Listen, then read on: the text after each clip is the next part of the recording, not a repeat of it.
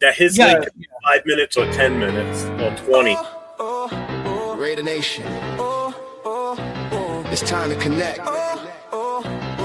Leo, Jay, Nate, Jeff, right. Yeah, silver and black. The crew is in sync. Breaking down the madness before you can blink. Another week, wow, another storyline. But the Raider connection keeps it all in line. From Vegas lights to the East Coast grind. We talk that truth, no filter, no rewind. Four voices strong, so buckle in tight. It's time to bring the nation to life tonight. This is the Raider Connection Show, where the silver and black stories flow. Leo, J, Nate, and Jeff on go, breaking every play down blow by blow. R-N-4-L, you already know. Welcome to the Raider Connection Show. Leo with the facts, breaking down the scene. Jay brings a fire, keeping takes real mean. Nate on the road with the vibe and the view. And Jeff swings heavy when the nation needs truth. Wins or losses, we show up proud. Raising Raider Nation, loud and loud. Hit that chat, pull up, don't wait.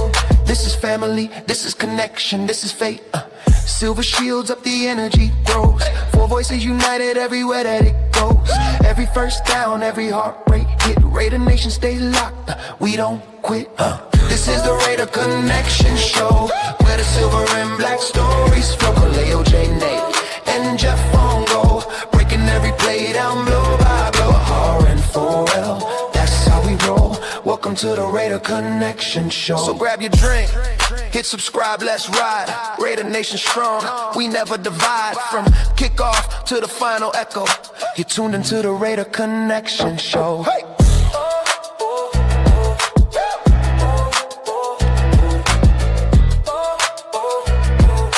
Tuned into the Raider Connection Show. Back everybody to the Raider Connection. Welcome all the in the chat. How are you all doing tonight? Already? He's already starting, bro. Yeah. So, Leo, Jay, Nate, how you guys doing tonight? I am good. I just ate some sopes and some sopitas, so I'm chilling, big dog. Mm-hmm. Yeah. Nice. Jay, how you doing? I'm great, bro. You already know. And since we're here to talk about, overrated picks, I decided to wear my Ash and Jen t-shirt, just to keep it. That's fucking crazy. That's fucking dude. Mind you, I'm the hater, but I'm the only one who has one of these. Hey. That's because you're rich. I mean, famous. Oh man. Oh, that's funny. That's funny. I guess Nate's headphones not working. Nate, how you doing today? What up, Jeff? Chilling today. Yeah. Like a villain? That's right. So, did you like that spot? I'm asking Nathan if he liked my pizza spot. Oh, yeah. I liked it. Chill. It was chill, right? It was super chill. Hell yeah. Did you notice that Hispanic family that was sitting in front of us, they were there for the birthday, but they were all cheering for Mendoza just because he's Latino? Is that what it was? I was trying to figure out why they were. Yeah. When you went to the restroom, I asked them. Yeah. Is that what it was? Wow. The dad was like half Cuban or something like that. And then the whole Mendoza thing, like, yeah. I was like, it makes sense. He's like, well, that's why your girls are cheering. He goes, yeah. Yeah. Check in with the chat real quick before we start here. We got Raider Ryans in the house. We got Robert Pena. What up, Robert Pena? I saw your message at IG. I gotta open up, Robert. I didn't see what it was. Ducking him. Right. But Jason Downs is in the house with us tonight. What up, Jason Downs? Edgar Sosa is here. Edgar Sosa. Tanner Jack is in the house. What's up, Tanner? What up, Tanner? Michael Guerrero's here. What up, Michael? What up, Big Mike? Raider.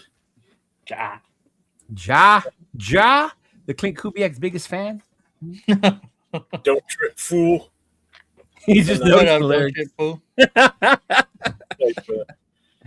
Texas Snyder's in the house. Ao's in the house. Ayo. Yo. Coach is in the house. Trade Crosby for picks. Yep. Oh, Lord. Here comes the propaganda. Hits Boy's in the house. You already know. Says propaganda Raider. Hey. Rocky is here. What's up, Rocky? Money Chuck is in the house. What's up?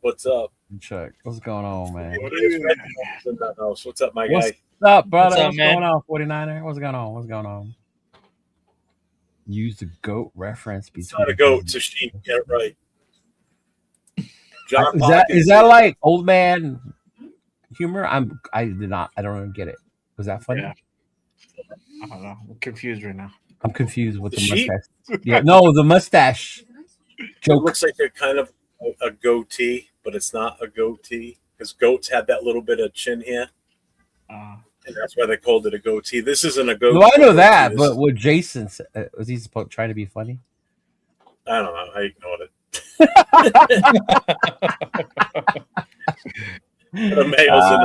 What up, Mayo? Hey, Mayo, I need to hit you up about a coin, man. I want to get one for Q Myers.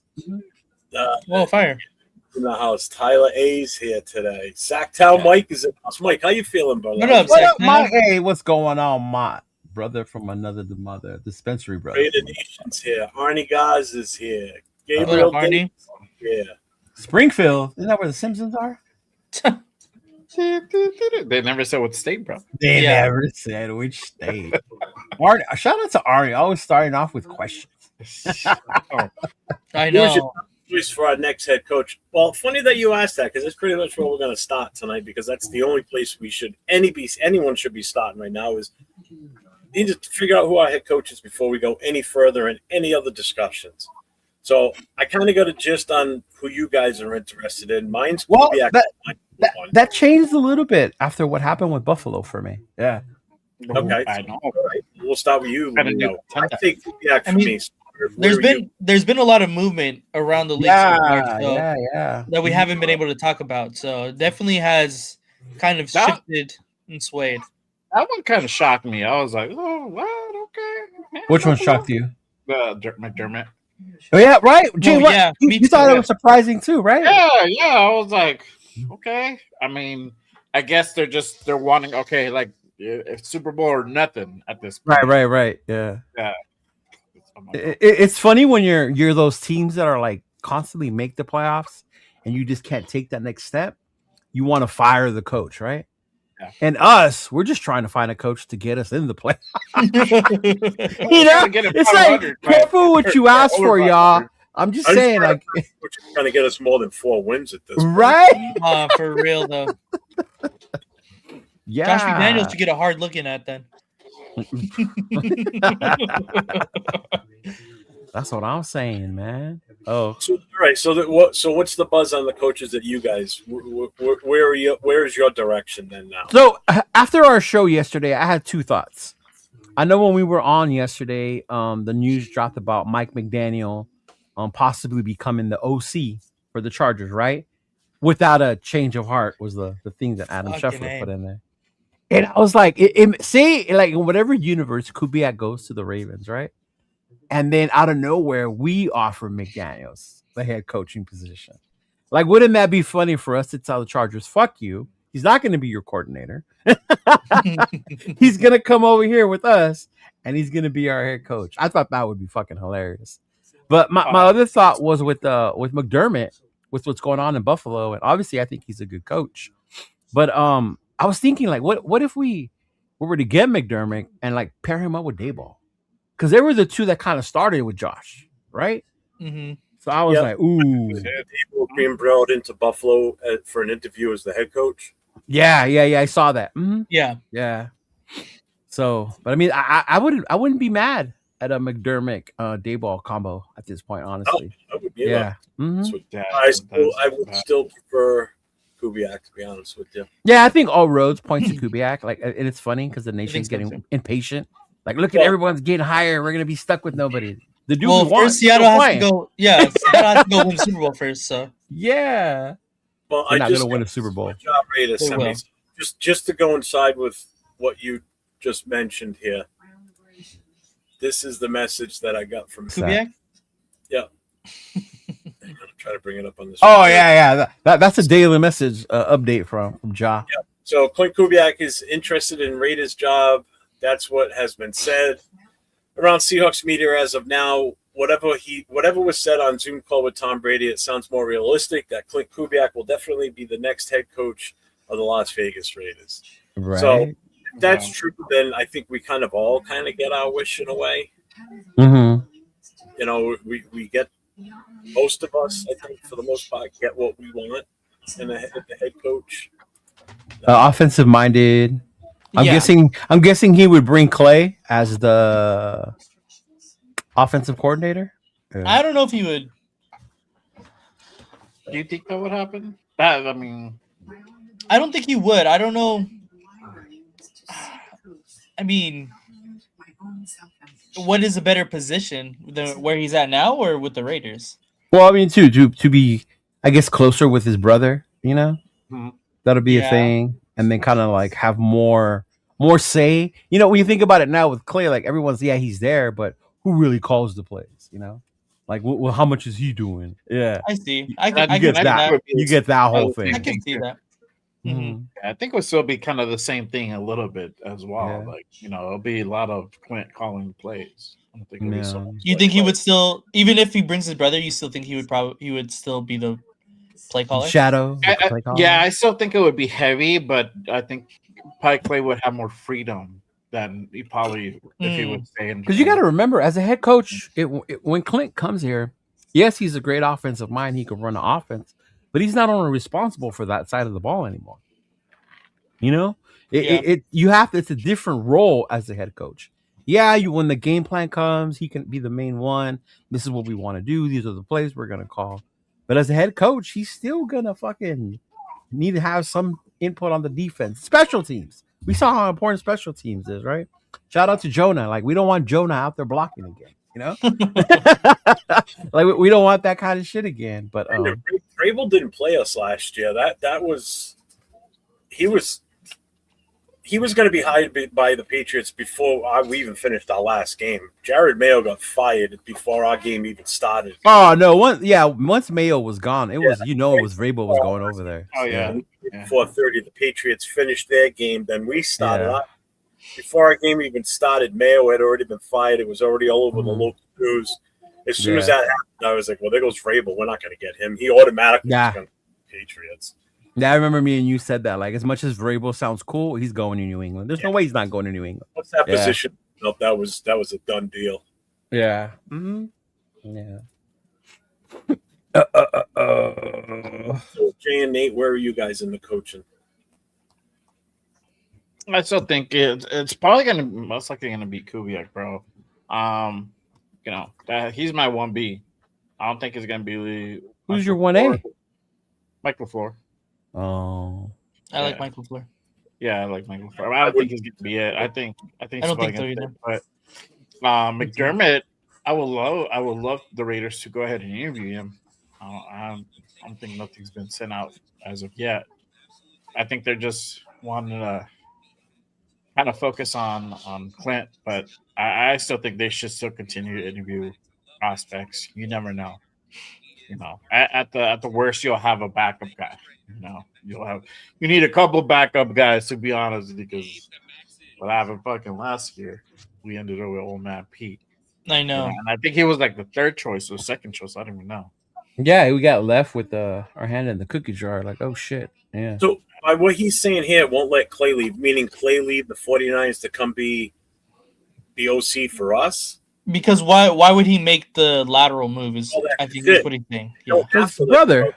They don't. Yeah, but here's the thing: they don't have to let him be interviewed. They can deny him the interview because that's what he's saying. Mike Shanahan won't let it happen.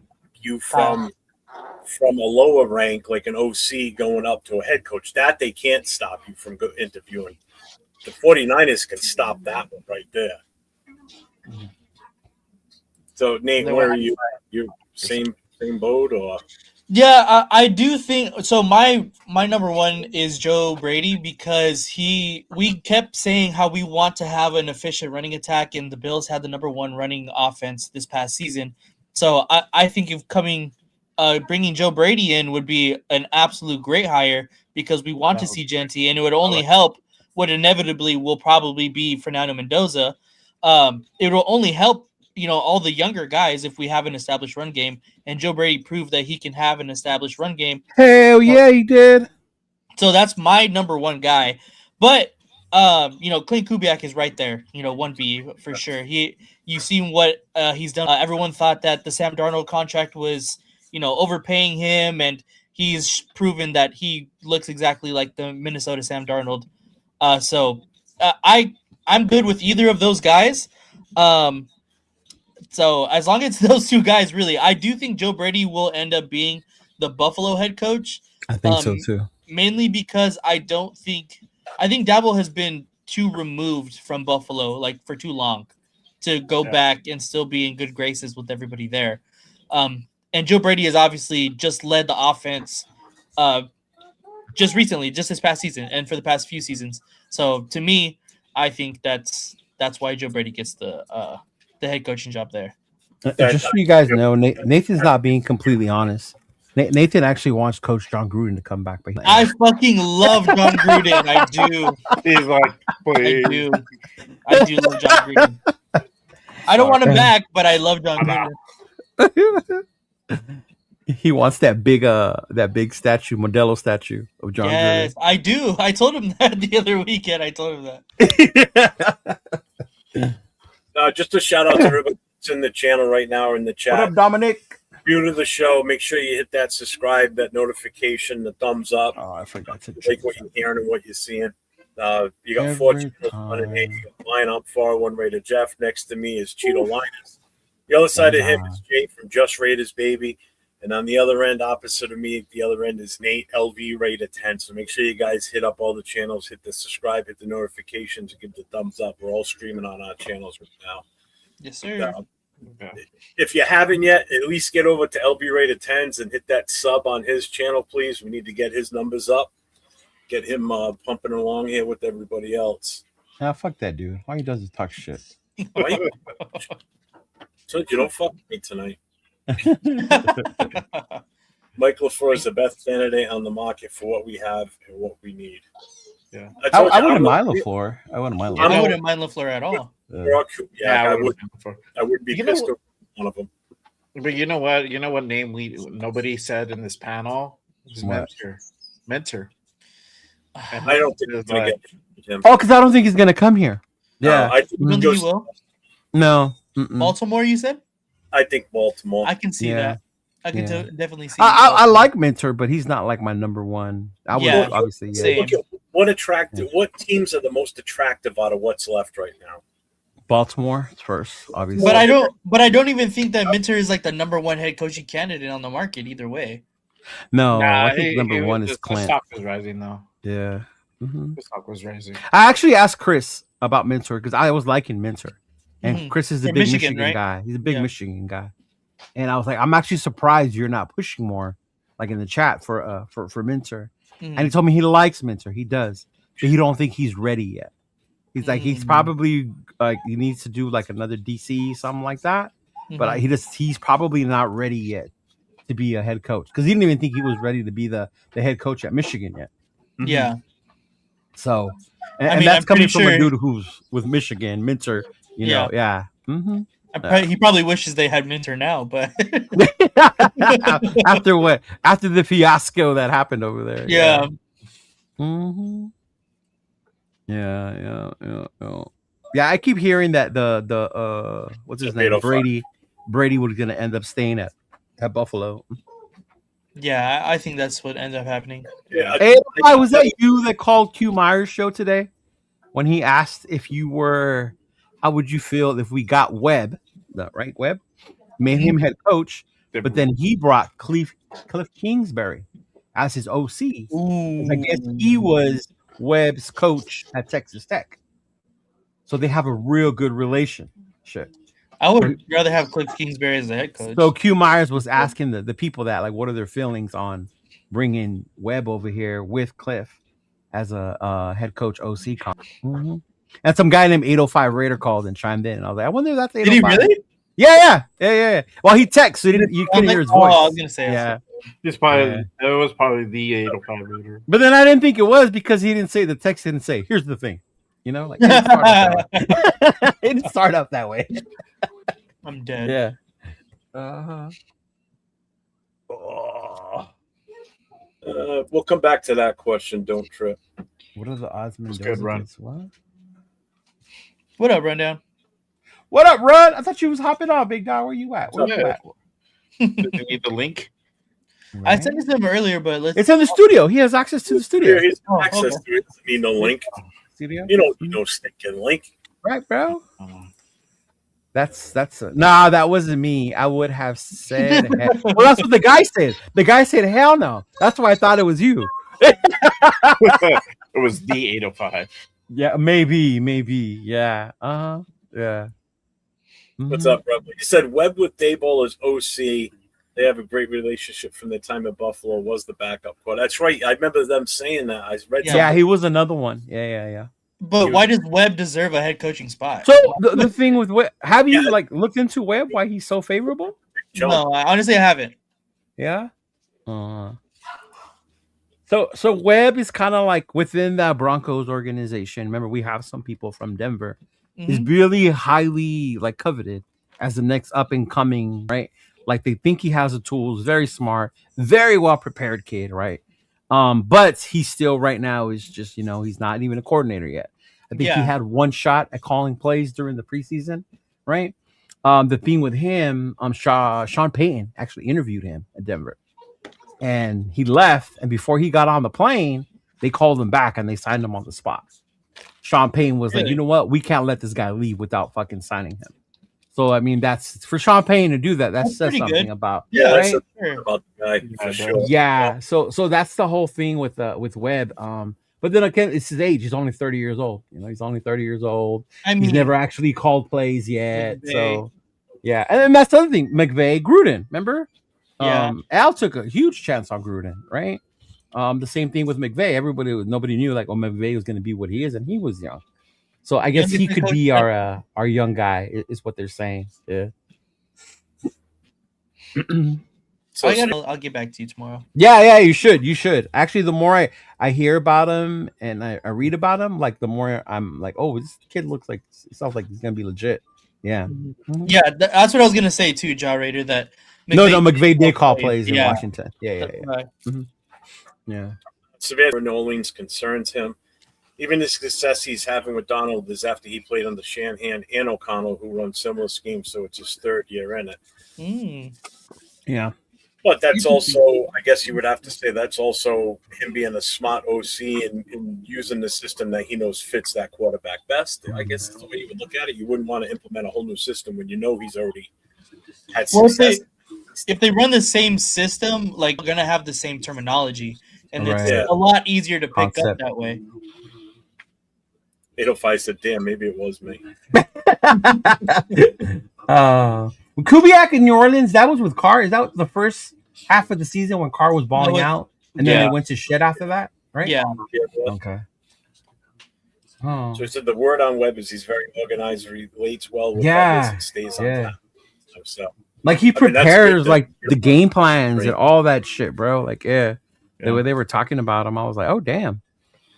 I need to add some of what Webb does into my life. Fuck. I know, huh? Fuck. Yeah, for real, bro. For real. Hey, shout out to Rebel real quick, man. Shout out to Raiders Unleashed, Raider. I know we don't always agree on everything, big dog, but when it comes to takes, man, the thing with me is you're gonna do your take. You're gonna take a stand 10 toes down on that shit. Yeah, and Rebel, my dude, you always have, and I shout you out for that, big dog. Whether people agree with you or people don't, or you agree with them or you don't insult them. You keep on going, but you stand 10 toes down on your thing, dog. And shout out to you, man. Yeah. True. I mean, look, seriously. I mean, he's been 100% behind AOC since he got here, basically. He's been solid on sticking to his guns about not taking Mendoza with the first overall pick. Yeah. So, I give anybody credit that stays by their word, like Leo just said. Mm-hmm. Yeah, you. Is out there. There's already a bunch in the chat that are naysayers that I know have already said something to me in past shows earlier today already. So I know it's coming at some point tonight once we get into that talk. So I'm ready for you tonight. We're gonna have some fun. What's up, Hummer? What's going on, man. Fernando's gonna make his extravagant entrance, bro. Lower the lights. Oh, for real. Yeah, he's gonna have a God. WWE entrance. Oh my God. And he comes in, I'm playing the. Fuck. Give me. I wouldn't. He does favor Mendoza, but I wouldn't call him the sheep because when you do ask, I know he's not. Oh yeah. he likes them. You know what I mean? There's plenty of people that are. Yeah. Mm-hmm. It's not just he wins. Like, fuck out of here. Yeah. Right. Yeah. He's a winner. Yeah. I would be there soon as someone say the word Mendoza. I already said it. So that was your cue. I want to hear the glass break like fucking Stone Cold comes rolling in. Exactly. That's exactly the entrance song that I was playing in my head when he came in. Oh my God. So That he's is the only recent successful head coach I can think of that went straight from position coach, but Reed was the assistant. Reed was an assistant coach. Yeah. Yeah, who else jumped up from? The majority of the hires I can remember have been from coordinator. Yeah. Yeah. Mm-hmm. Yeah. Mm-hmm. See, when did I say AOC over Mendoza? I said he's been a supporter of AOC since he's been on our roster, and he's not behind on the draft Mendoza thing. So how do you get AOC over Mendoza on that? How do you get that? That he supports AOC as a player. How do you get that out of what I just said? This is what I'm talking about. This is the shit that makes no sense sometimes. People hear what the hell they want to hear. It drives me this. Harbaugh was a special teams coach when he started. He was a position coach. Yeah. And that opinion should be respected. Everybody's opinion should be somewhat respected. It's their opinion, whether you like it or not. Right. Jesus Christ, you don't have to fucking agree with it. Right. Uh-huh. Ja, I'm dead. God. What did Ja say? I'll wait for Leo to split it up. So we expect the first-year head coach who is not coordinator to rebuild the passing game, rebuild the O-line. And see, that's the other part. Yeah. When you do say we're going to go young, right? I'm saying for me, I don't know about you guys, but I'm thinking the most of us up here understand we have to be patient. This is not going to be where we win next year. Yeah. This is a rebuild. We're rebuilding something here, right? It's not like we're expecting Webb to come in here, fucking all of a sudden be this amazing Ben Johnson type play caller and create this offensive machine, you know? Right. Like you have to be fucking patient with whoever it is we bring. Let them build their team this time, you know? Let them work with Spytek and with Brady to bring in the guys they're going to build up and shit like that, you know? Yeah. You know, right. It's going to be rough for Raider Nation, dog. We weren't even thinking within our own team. And we've had 3 coaches already come up that way. Because Matt went from linebackers coach to Madden was linebacker. Mm-hmm. Art Shell was offensive line coach. Yeah, and he jumped right into the head coach pot. You know who I was shocked never got it? Was Willie Brown. Willie Brown was our DB's coach for the longest. Remember? Yeah. I don't think he just didn't want to go anywhere else though. I think he just wanted to be here. Yeah. I don't know how well he would have transitioned to the head coach job. To be honest. I mean, because we had some really good corners, even no-name corners, and Willie Brown was a huge part of coaching him up. Yeah. Mm-hmm. Oh no, there's no two. I mean, look at Bolitnikov. He was a wide receivers coach for years. Yeah. The Tim Brown era, and and beyond that. Yeah, I mean, I don't know how many Raider fans remember names like Stafford Route, Terry McDaniel, Lionel Washington. You know, these dudes weren't big names. They weren't Darrell Revis, but they were good fucking corners that came through here. Yeah. Mm-hmm. Money Chuck, do you wake up in the morning and go, I need to find podcasts to bust their balls on all night over stupid shit? Is that your? Is that what you do? It's his way of getting back for all the shit you talk. It's true. Lord. Saying what a stupid pick it was at number 6. Yeah, 805. I think he's in mine. It might be either mine or one of them. Yeah. Uh-huh. No, he's not on mine. Yeah. Because he doesn't have a little chain link next to it, so it's either mine or Leo's. That's what I said. Yeah. Chef Skytech, let him cook with the gumbo on that. Mm-hmm. Oh, did you hear, or do you guys follow or ever watch Stephen A. Smith? Not really. I'll hear some of his takes and I don't like. I can't stand the motherfucker for one. Anyway, right? Yeah. That's why I watch him. It is, but he went off. He rarely ever talks football, and when he does, it's usually shit about the Cowboys. Yeah, for the most part. Yeah. Right? But today he went on a little rant about the Raiders, right? And the whole Mendoza. And obviously he did because we're the talk of the NFL right now with Mendoza mania, all that shit, right? So he went on a whole fucking rant about how the Raiders are horrible, reading off all this shit. Clearly, he didn't know it.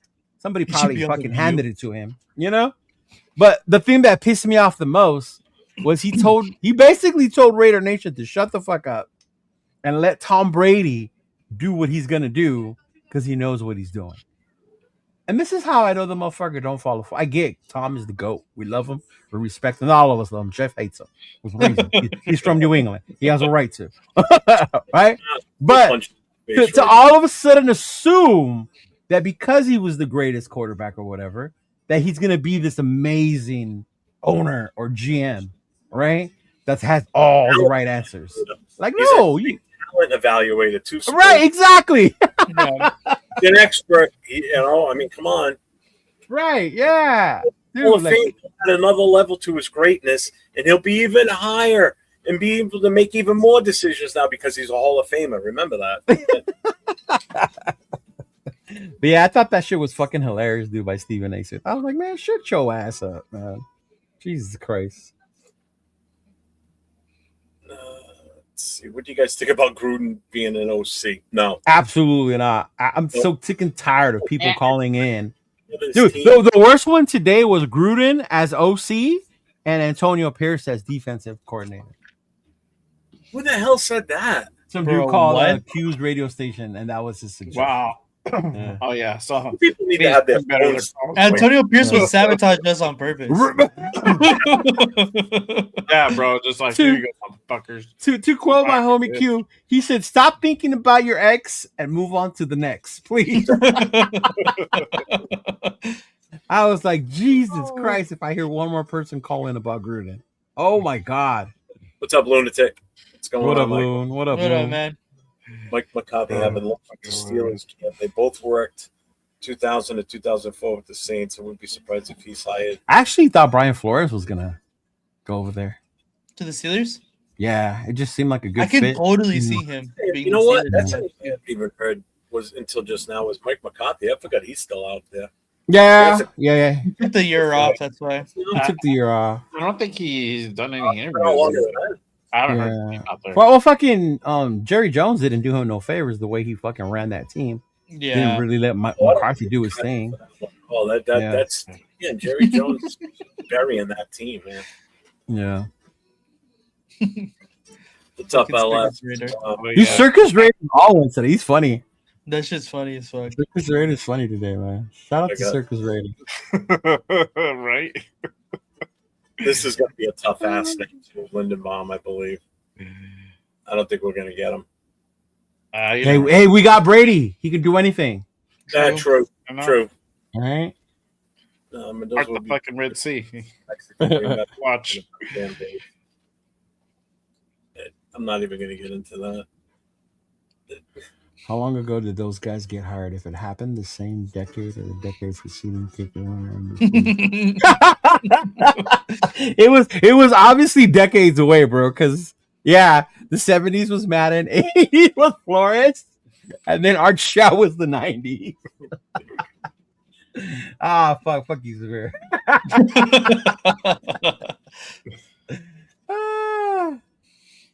Oh my lord.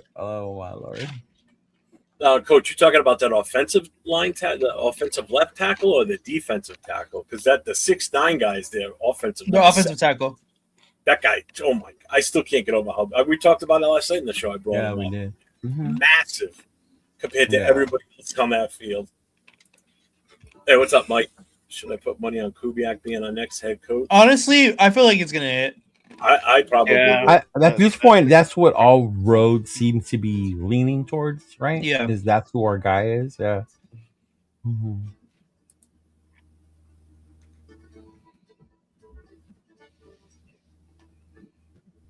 Hey, Sam, if I had $1 for every time somebody told me that Genty was generational, I wouldn't be on YouTube right now. I'd be chilling in Mexico, bro, in Cancun.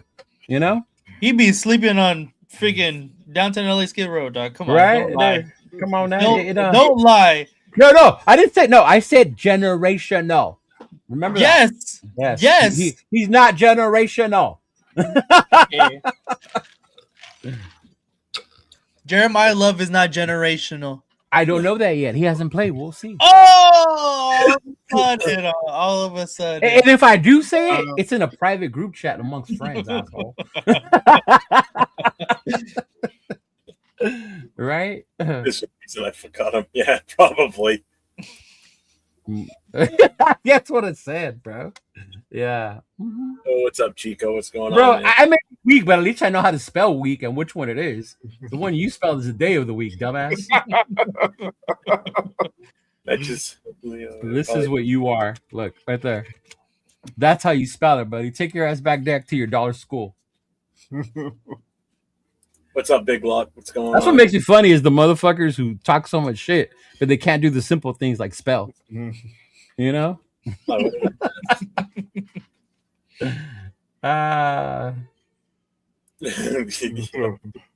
I'm saying. Look, it's not even the right one, bro. It's not even the right one.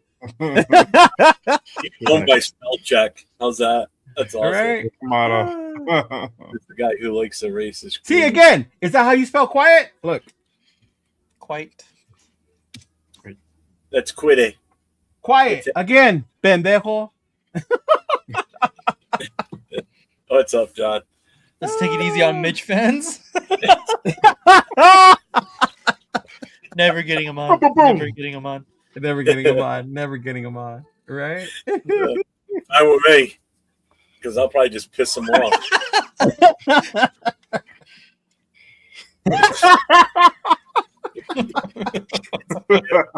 Fucking severe. Oh man. Yeah, fucking Leo became a school teacher out of nowhere. Hey, bro, and I'm the immigrant. I wasn't even born here, and I know how to spell. He did ESL before he did English, bro. Yeah, come on now. Oh, I haven't done that. Spell check police around here. You ain't gonna get it from me because I am horrible. He said that not regrets. Oh fuck!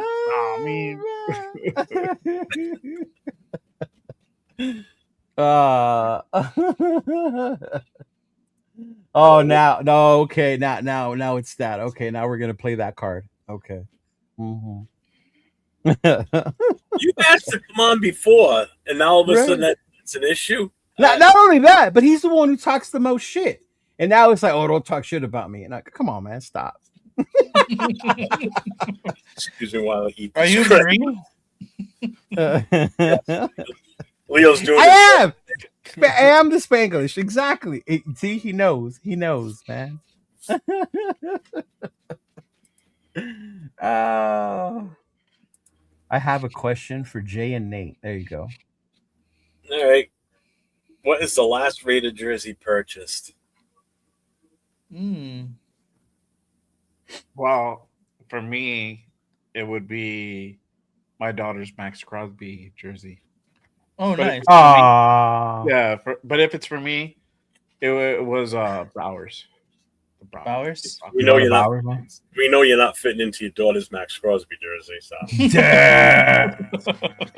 The fat shaming has begun. Fit like the ham, bro. That's it. You know? I can't even think of the last one.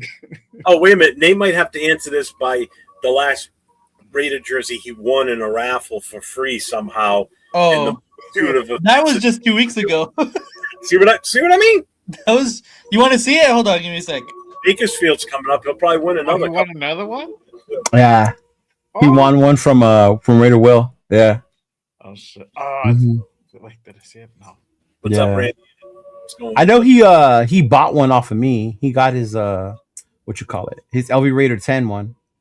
Oh, there it is. Yeah, I seen that. That one's sick. I did see it. Yeah, Okay, that's pretty damn cool, bro. I like that. That's different. So the last jersey you bought is the one you bought off of me, Nathan? Yeah. Okay. That one or no, I bought my girlfriend's pink one at the Oh yeah. Oh, watch out, Randy. Randy says Fernando was average on Monday. Perfect for the Raiders. Oh Lord. Randy and the Broncos. Now we can draft him. Hey Randy, if you're a Broncos fan, man, I got a question for you. And maybe this is just me because the year we had Stiddy, I wanted to keep him there. I didn't want to go get Jimmy. I didn't want to do any of that shit, right? My suggestion was you rock with Stiddy and see what he's got while we build the rest of the team. Then we go get our quarterback or whatever. Stiddy's going to start on Sunday, man. Stiddy's starting on Sunday. Sean Payne's excited about it. He's not concerned, right? He likes this kid. There's got to be something good about you. I'm just saying, bro. I would not be surprised if Stiddy goes out there and he balls out. And if he does, I'm going to be upset, dog. I'm going to be upset because I really wanted to keep that kid. Like, we lost him for $5 million. $5 million. It depends what Stidham goes out there. Like, if it's 49ers against the 49ers Stidham, they're going to fucking win the game. Like, he was a baller that game. But the rest of the other games, the Chiefs game, average. Well, because it was only those two, right? It was the Niners and the Chiefs game. Well, he played a little bit in relief of somebody too, like a little bit. Yeah. One more game. So he needs 2 games to win. He needs to have 2 good games. That's it. Bro. Yeah. Essentially, I gotta ask where this message is going here because he's calling Leo a sellout Mexican who likes a race. First of all, who's the racist you're referring to? Gruden. John Gruden. That's what he's referring to? Yeah. Who said you like Gruden? Exactly. Thank you. Out of all people, Chidolinus, you guys see what I wear. Well, me a racist. Because if he's racist, then you obviously don't watch the shows I do. Yeah, no. He's calling Gruden a racist. Yeah. I wouldn't be doing shows with half the people that I do shows. So you can go fuck your face with that if you think it's me. So see, there you go. Go fuck your face, bro. See? I don't know.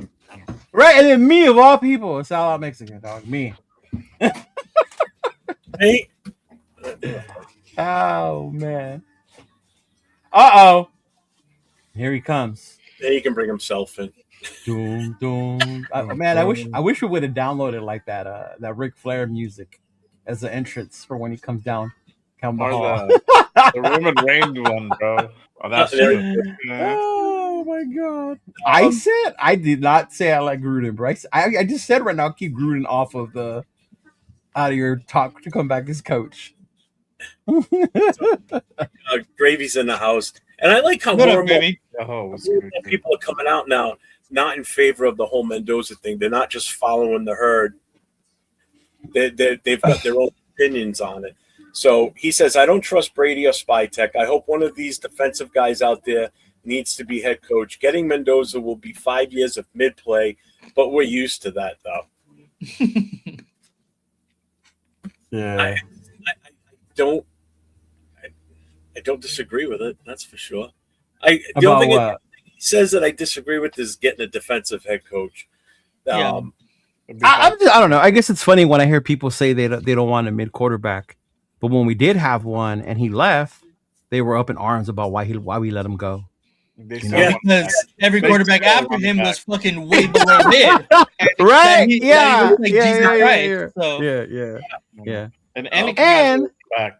And for shits and giggles, as much as we might be opposed to not wanting him in number 1, I don't think I've said he's mid or that he's not. I don't know what he's going to be. I don't. Yeah. Right? Yeah.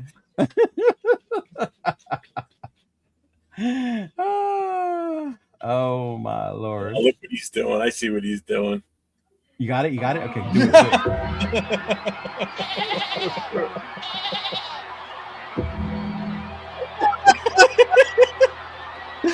I'm dead. Right?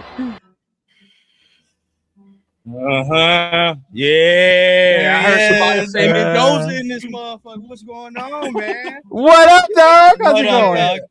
What's What's good? happening, man? Hey, What's AJ, going just to on? let you know, we got Money Chuck in the chat, and he's up for fighting people today. So you know how that goes. Money Chuck, I don't know, man. Money Chuck have a hate love relationship with me, man. When it came to the Jiggy thing, he was pissed. He heard I like Mendoza, we cool. All I know is All of a sudden, Seeing as though Leo's been called that he likes racist people, so I'm gonna play a sound for you that might be more familiar for you than their rundown as your entrance. That's crazy. That's crazy. That's fucking crazy. That dog. is insane, bro. That is Oh my! You know I God. love you. You know that. see, look, Money Chuck, he fuck with me now, bro. You know, we cool. We all good. Okay. We the Mendoza family now. My You the boy, Mendoza family. coach, man. I'm about to get on your ass one of these days, man. I don't All right? know, Big Luck. I don't know what I did, man. I think Nah, my boy, coach keeps saying that I look like Martin Luther King, but my boy look like Luke Cage. So either way, hey, what's so bad about looking like Dr. King though? all right, bro. I have a dream that Kubiak will be the coach, and you know, that's how I feel, man. What's going on with y'all, man? Oh, man. Chill, Because brother, Money chill. Chuck challenged me to fight 3 weeks ago. Now he has a disease. This dude's got a death wish. We're all going now. All right, weak, man. Hey, man, I see y'all talking about the coaches, man. I seen y'all talking about the coaches.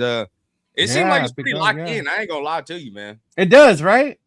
Yeah. I mean, I'm hoping it's not a Ben Johnson situation like how we got last year where we was all excited. But then again, like you kind of knew Ben Johnson wasn't gonna come over here though. Like you kind of already got that. So it was like, all right, well, we're gonna have to pivot somewhere else. As of right now, it don't really seem like we're gonna be on the outside looking in on some of these candidates to be.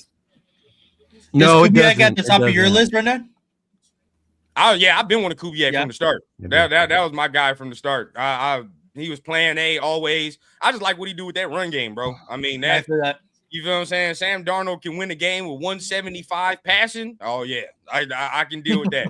And if Kenneth Walker's doing that, you bet your ass my 6th drafted overall running back better be doing what Kenneth Walker is doing. So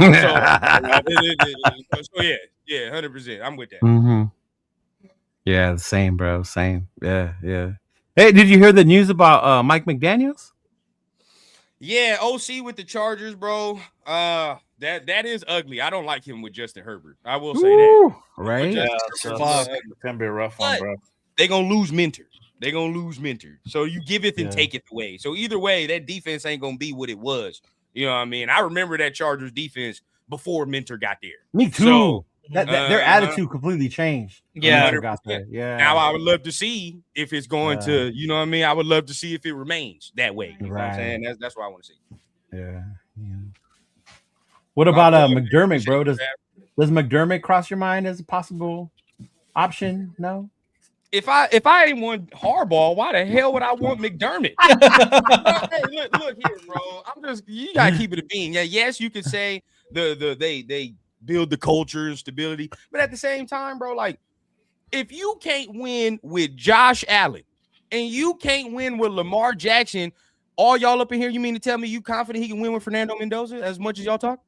Oh, y'all ain't gonna be confident. No, you're not. So but we're really blaming that loss on McDermott. We're not gonna let Josh's turnovers on it. No, that loss. What the Bills are doing is pretty stupid. I ain't gonna lie to you. They probably shouldn't have fired Buddy, but at the same time, you know what I mean? Like, you're not coming in the situation you had over there, bro. And secondly, they only drafted like 3 Pro Bowlers in his tenure. I know, yeah. You know it's bad when they're arguing about Key and Coleman. Bro, like, that's when you know it's bad, right? Yeah. I'm here, and you mean to tell me you want to get a coach that's drafted 2 Pro Bowlers to this team? Okay. Yeah, all right. All right, we for sure gonna be fucking off the draft again. Same with Harbaugh. You know what I mean? So it's like, nah, it's young coaches for me, bro. We gotta go young at this point. I agree. Gotta go young, bro. I mean, I don't see why we don't. I mean, right. Our last 4 out of the last 5 head coaches we've had are retreads. Yeah. Like that, they're retreads. Jack Del Rio was a retread. John Gruden was a retread. AP wasn't. Josh McDaniels was. Pete Carroll was. You feel what I'm saying? Like that's 4 out of the last 5 guys, bro. And the one time we did have a rookie head coach, we fired his ass after 1 year. So you think it's time to go young, look for something new again?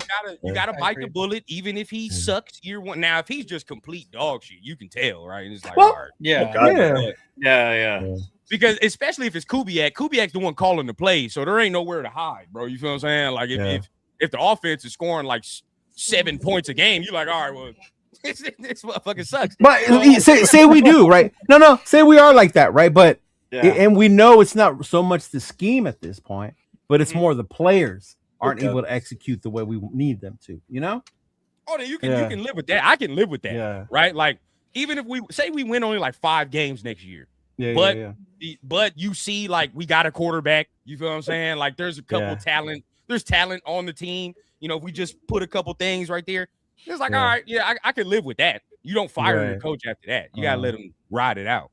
I know Navman ain't talking shit again. Here we go again. I'm not gonna start with you, man. The only film you watch is like that 1970s hairy bushy film, bro. Come on now. Let's be real. Come on now. We've seen the show. We've had you on. We know what it is, bro. Come on now. You know? If you don't, I'm just scared. I'm scared of that Davis Webb shit, though. I'm gonna be real with y'all, bro. Yeah. But that's what trips me out. If you're so pro Young, why are you afraid of Webb? Bro, I want Young, but I'm not stupid. Like it's like, look, I'm not saying everybody that wants Davis Webb is stupid. Don't get me wrong. That's not what I'm saying. But what I am saying is this: at the same time, we can look at the correlations. We don't have to go so young and be like, "Oh man, he's 30." People are gonna say he's Sean McVay, right?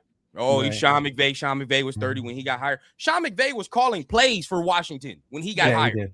He was the OC, like the literal OC. So, like Davis Webb is not calling plays. The only calling card Davis Webb has is working with a quarterback. That's it. Right. Yeah. So it's like, well, shit. Fernando ain't the only dude on the team. Who the fuck else is on the team? You know, we got to see who's calling plays, who's going to be doing the defense. So, like, I don't know. I saw something about Cliff Kingsbury. I'm not a Cliff fan. I mean, I know some people are. I'm not a Cliff fan, bro. Cliff is slimy to me, dog. I was about to say. I know you have your reasonings behind Cliff, and we're gonna be looking for an OC in 2 years if we hire this mother. I already know him, bro. Cliff only like you when you got the top 2 pick, or you can hire him. Watch we do bad year 1. Yeah. The crazy part is I want what's happening in Buffalo to happen in Washington to find out why they remove Cliff from that. You know? I want to like I want to know what happened because everything looked so good last year with him and JD5. Obviously JD5 got hurt, but it's like we're done. Like that's it. See you later, Cliff. But it be following him like that, bro. That's the thing. You just got to look at the pattern with Cliff. He always got some weird ass mystery exit everywhere he goes, bro. Texas Tech, Arizona, anywhere he stopped. USC. You know, we don't even know what the fuck he was doing at USC. He was just there. He was just there. He was just there. I swear he was just there when he was there. He really was. There Caleb's and vibes, bro. Like it's no. He really didn't have to coach Caleb at all. Like Caleb was doing it all fucking himself. He just I remember when he didn't have to do anything. When he went to Washington, people were saying that the Redskins were going to trade up to get Caleb, right? Because of the ties Cliff had to Caleb. I was like, bro, he was just there. Like, what are you talking about?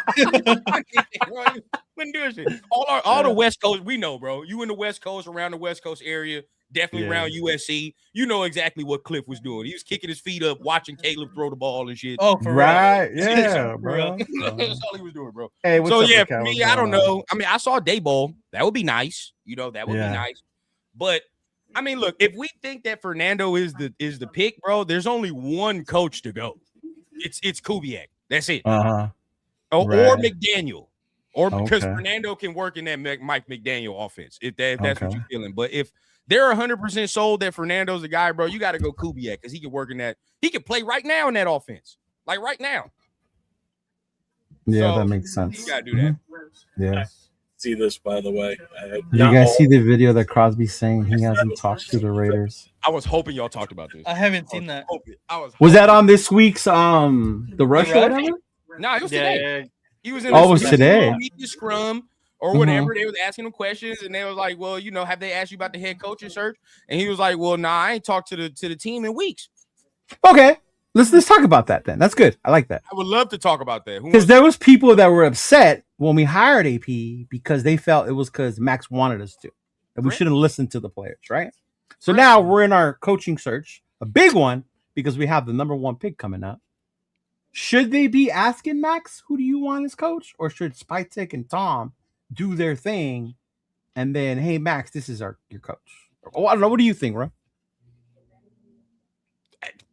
You want input from the motherfucker that just threw a tantrum 2 weeks ago? I'll go first on this one. Why are we going to ask him if we want to trade him away? So his voice doesn't matter to me. Bro, and the next thing is like, okay, that too. If we do trade him, then you definitely not asking him who the fuck they coach. Right. Yeah. Would you ask him if there's a chance that we may be offloading him? So yeah. We want his input. Right, whatever. Right. And even if we're not, sorry, Max. For the I future. like this, bro. I like this. Even if we're not, bro. Spytek, lay down the law. No.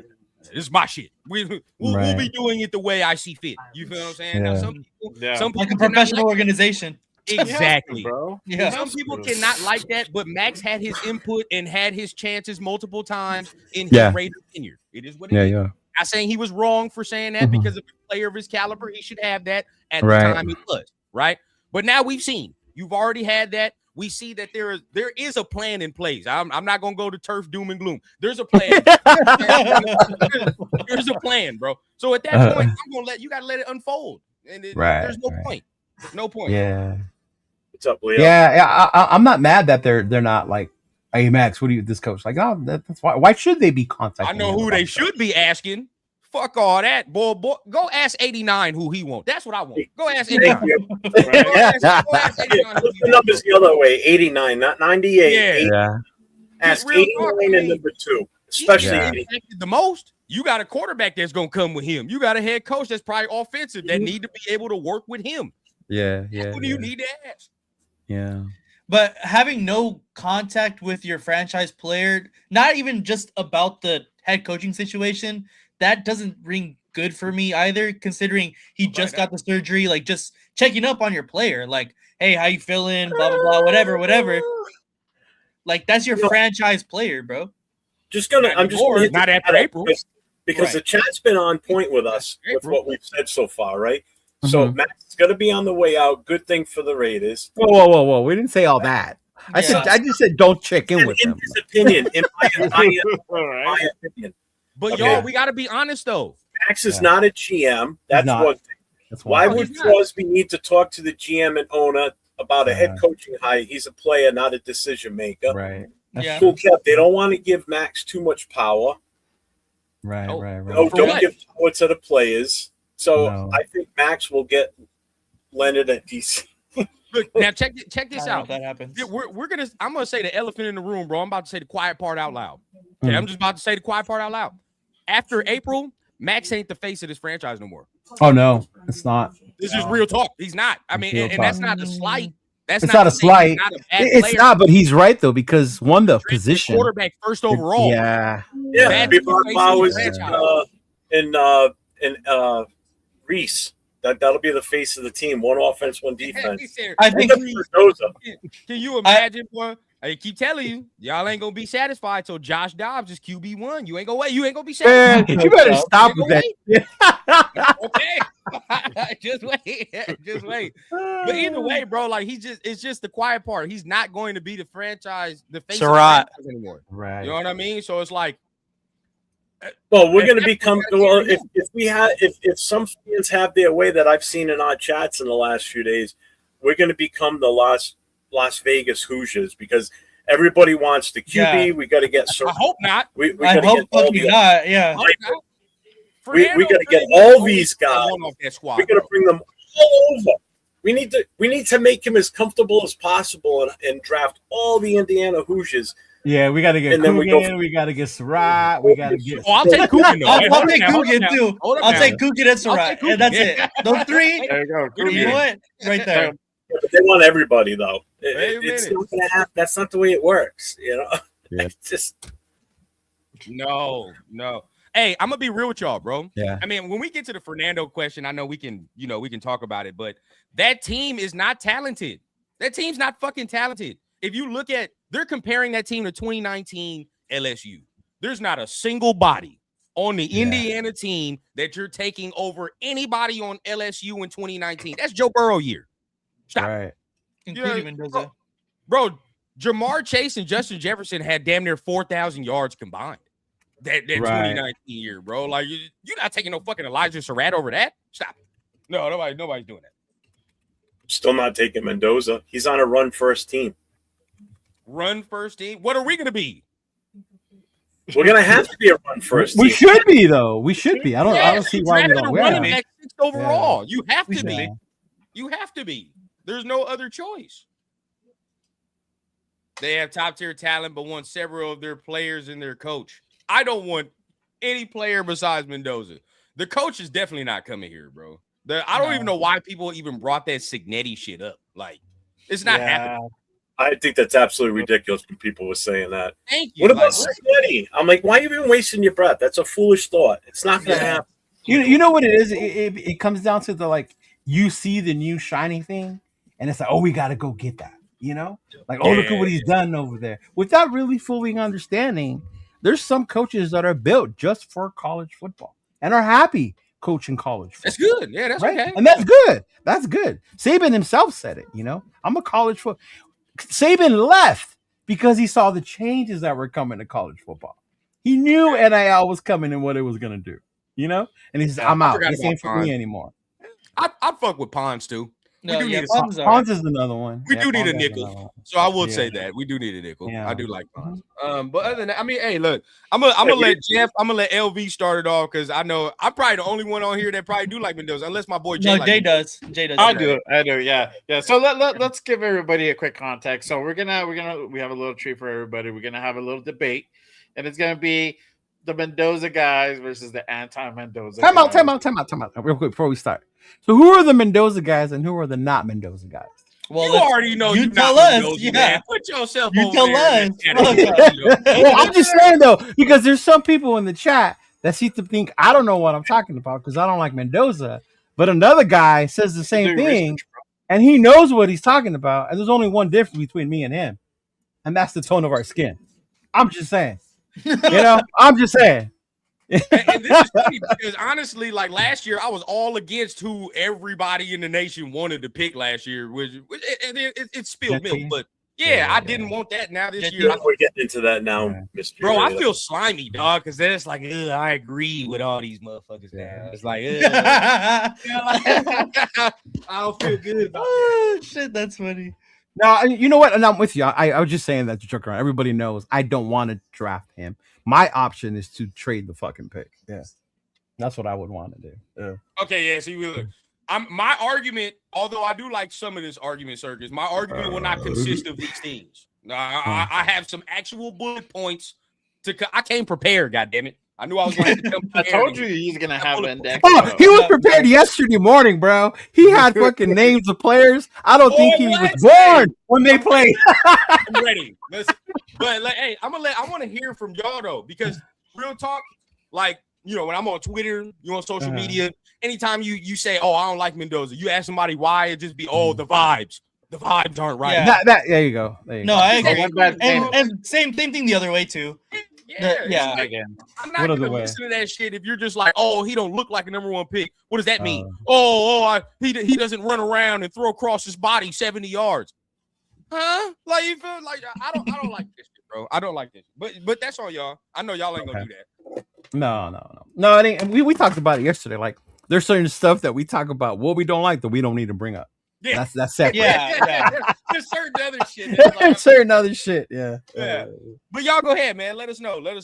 Go ahead, man. Start it up. Yeah, of course I'm on the anti-Mendoza side. Yeah. LB start us off, bro, or Jeff, because Jeff, y'all. I want to hear from Jeff. Yeah, I know he's been holding them back a lot. You gonna start us off strong, Jeff. You gonna start? Oh, us for off strong. sure. That's why. Oh, you kind of want me to go last, to be honest with you. Why? You gonna start us off strong? Yeah, I got a whole sheet of stuff. So Go ahead. Yeah, that's great. I do want to hear from you though. For yeah, but sure. they're mostly rebuttals. Prepared. Start it with. Oh, they more rebuttal. They were rebuttal. Go And ahead. I think that's the thing, though. When you argue with people, it's like people have rebuttals as opposed to giving you their reasons. You know Bro, what I I mean? was literally arguing with my fucking self just on the drive home. I was like, but then he's gonna say that. But then he's gonna say this. I was like, fuck. Okay, hold Go on. ahead, Cheeto. Start us off there, Cheeto. Start it off. Yeah. I got it. Okay. All right. All right. So basically, rundown's here. I know Jay's on board with the whole Mendoza thing. Rundown asked to come in to kind of debate all this, right? So he obviously thinks he's the guy. So I guess we kind of break this down a little bit. So what's the ceiling that you have for him? Like how high do you think his ceiling is compared to where he is? Is that was a question for me and Jay? Yeah, because I'm definitely on the don't take Mendoza. I'm on the same path as Leo. And I've been on this path since before he even became the talk, to be honest with you, because I think right now the situation we're in, it's more vital for us to get as much talent that we can plug and play rather than plug and wait for it to charge where they're good enough. We need guys that can come in and have an immediate impact on this team and start seeing some progression. I'm not saying win it all in 1 year, but I'm saying let's open up and start making some progress and moving forward and showing some life in this team to give the fans hope. And bringing in a quarterback with that number 1 pick is not the best value with the number 1 overall pick in the draft. I'm sorry. I don't see it that way. I don't care how good he is, how great he looks in college. It's everything that this team needs. We're at a vital point with this organization right now. Okay. We've got the number 1 draft pick. We've got so many things that we need. Our depth is invisible because there is no depth. Our starters was the depth this past season. We have so many holes that need to be filled. It's insane. So taking that 1 pick that's not value, getting just a quarterback that's not even guaranteed to even start next year. Okay, so where do you think his ceiling is coming into this team based on what we have right now for talent before we address free agency and before the draft? But if he comes in here as the quarterback now, do you think he could operate in an efficient level with this current roster? Wait. Before we move on, I know me and Jeff are on the same team, but I just realized it's for different reasons.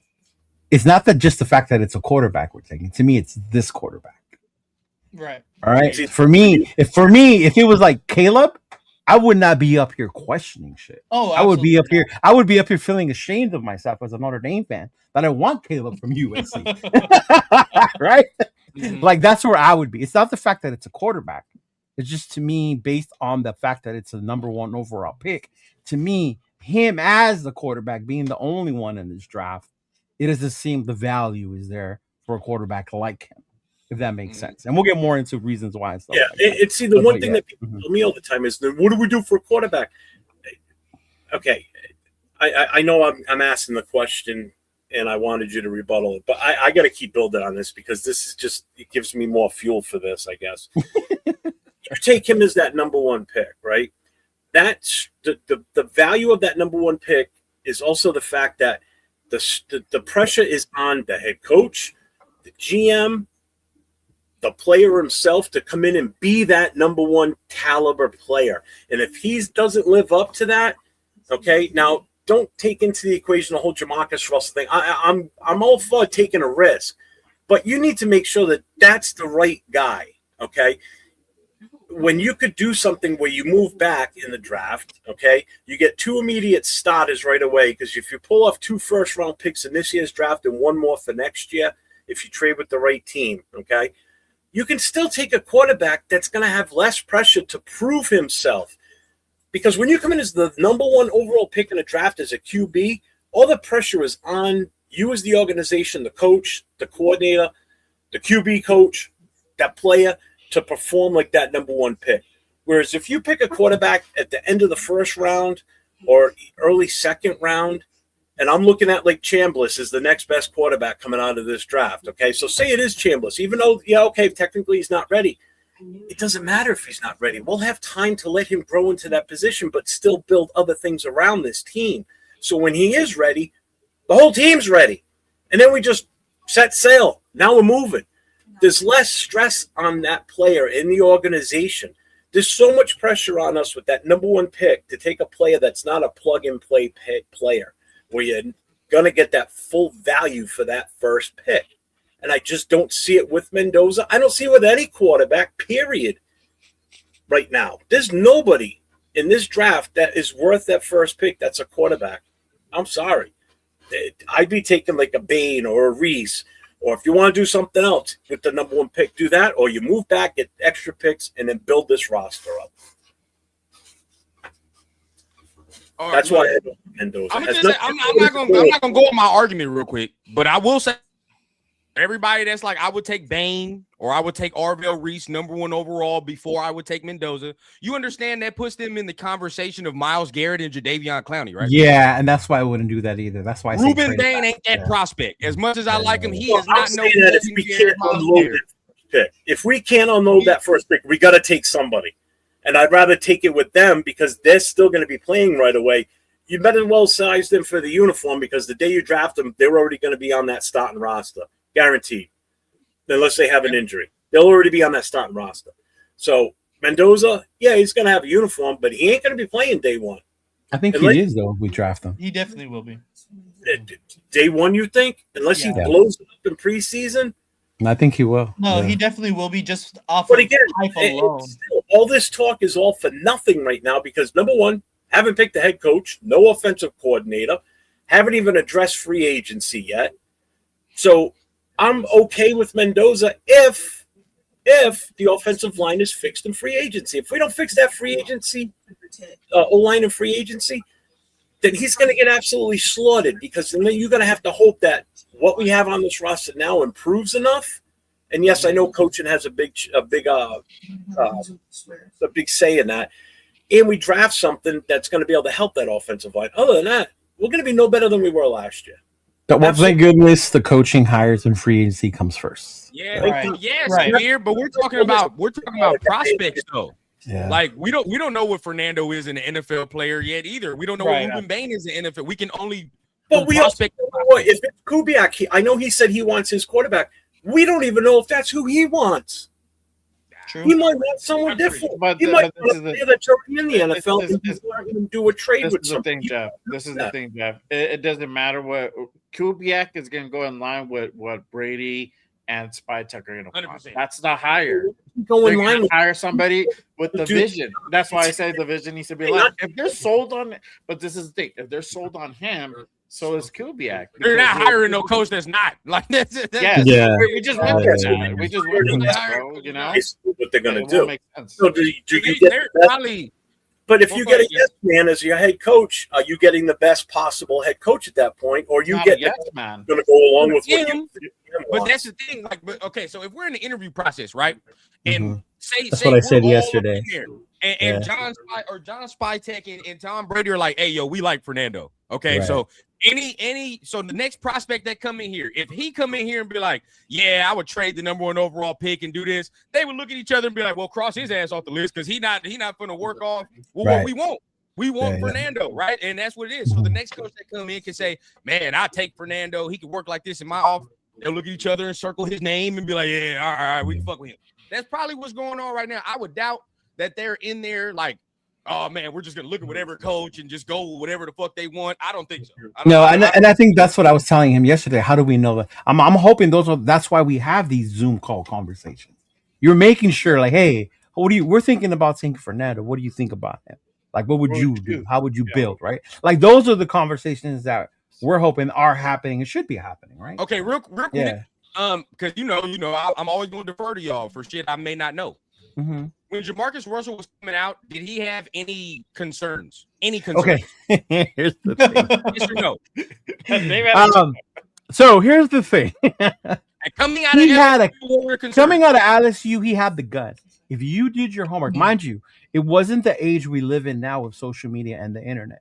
Right. You had to do your homework like in that movie Draft Day, where you had like an investigator go out. You called coaches, you called family members. Like that's how you did it back then, right? If the Raiders were to do that, based on what I've learned now, between now and then, the concerns were there with Jamarcus. Al just didn't see them, or care about them. So it's like, and it's the same thing with Marinovich too. Everything is, and that's how I stumbled upon the Marinovich video, because I was doing the research on the. Look at that, Nap. I do research. I was doing the research on Jamarcus Russell, right? And I was, what don't we want to do with Mendoza? And that was one of the things that they said Al never did. People were telling him or suggesting to him, but I was like, no, look at that kid's arm. He's the kid. I see the arm. I see the talent. But they never did the full background into the coaches. Even that when we went to New Orleans, bro, the people in New Orleans were telling us, y'all should have never drafted this kid. So exactly. How he was acting so does that not matter? Drafting a quarterback in the prospects, that doesn't matter when you talk about concerns and leadership and things of that nature. Oh, definitely. Yeah. No, I just wanted to know. Yeah. But okay, so I want to wait for LV a little bit, but at the same time, I'll give a little nugget. I'll let my boy Jay chime in as well if you want to go in there. But I don't know. Is the conversation like he doesn't look like a number 1 overall pick? Because that's where I'll be talking with Chido about. Like, is that what it is? He doesn't look like that. Is that what we're talking about? Is it the look? Is it the play? Like, what is it? But necessarily. Go ahead, Nate. You just a guarantee that he's not going to be the answer. Who is? Right? Boy, Trevor Lawrence came out of Clemson and he was fucking Jesus Christ. He was. He was. Look at Trevor Lawrence. He was. Trevor Lawrence is a disappointment compared to his prospect status. Right. It's a disappointment, bro. He should. Everybody thought he was about to turn the Jaguars into a perennial playoff contender, Super Bowl winner, and took until him getting Liam Cohen for us to be like, oh, okay, maybe Trevor ain't no bust. Right. You know what I mean? So it's like, okay, I need to know more than that, because there is no shit. If Caleb didn't get Ben Johnson, I don't think he would have progressed the way he did. Not as quickly. No. He would have gotten there, but not as quickly. But we talked about this the other day, though. That last play, that wasn't a drawn up play by Ben Johnson. That was him making shit happen. He reined in the horse, though. He reined in the horse. Right? Yeah. He reined in the horse, bro. So for me, no, severe on that. So I talked about this with Rundown yesterday, Nathan. So go ahead, because he's like, what is it that he doesn't look like the number 1? Like, what is looking like a number 1? What is it to you? Yeah. To me? Yeah, you. I just think talent-wise, he doesn't have, the arm strength. His accuracy is there, definitely. But this is just looks. Like, to me, obviously, we've been having the luxury of watching people like Caleb Williams, Jaden Daniels, Cam Ward, like those athletic specimens come out and be number 1 picks. Yeah. And I think that we're just kind of losing the value if we don't get that kind of guy. Obviously, because they pass the eye test, and you say whoever has differing opinions on what Fernando looks like, but you can't argue that he doesn't have the athletic ability that those previous guys have had. And I don't think that's really the argument for me. That's not the argument, at least. Okay. But I do agree with people that say that he doesn't like have the number 1 look, but that's not my end all be all for the Fernando Mendoza argument. That's not my, well, shit. How the fuck Jared Goff get taken number 1 overall? Yeah, when Goff went number 1, I thought that was wild. He's better than Goff, is he not? Yeah. Mendoza? Yes. I think Jared Goff is a better prospect than Mendoza. Oh my god. Jared Goff has a better arm and better about the same accuracy. I didn't agree with that run. I didn't think not at all, bro. Shit. If Goff would have did that jump cut the other day, he would have tore his fucking ACL. Okay, I can agree with that. I can agree with that. Accuracy is the same, right, mate? I'm not gonna say the stronger arm thing to me. I think he's a better athlete, bro. I think he's he's better than Goff, in my opinion. If they were in the same draft, bro, I'm not even thinking twice about taking Mendoza over Goff. It's just what it is. Goff would be the second motherfucker. I looked down the list. All right, over 10 years, Jameis Winston was a first overall pick. Did people not question Jameis Winston's decision making though, coming out of Florida State? But I think I told you, with Jameis, like you knew that's what it was though. Right. Yes, that type of mentality. I don't question. Do you question that with Fernando though? Do you question his decision making? But Not you really. can argue the prospect of Jameis Winston's ceiling is way higher than Fernando's is right now. The How? prospect, They the do the same possibility shit. of Jameis Winston is much better. The prospect.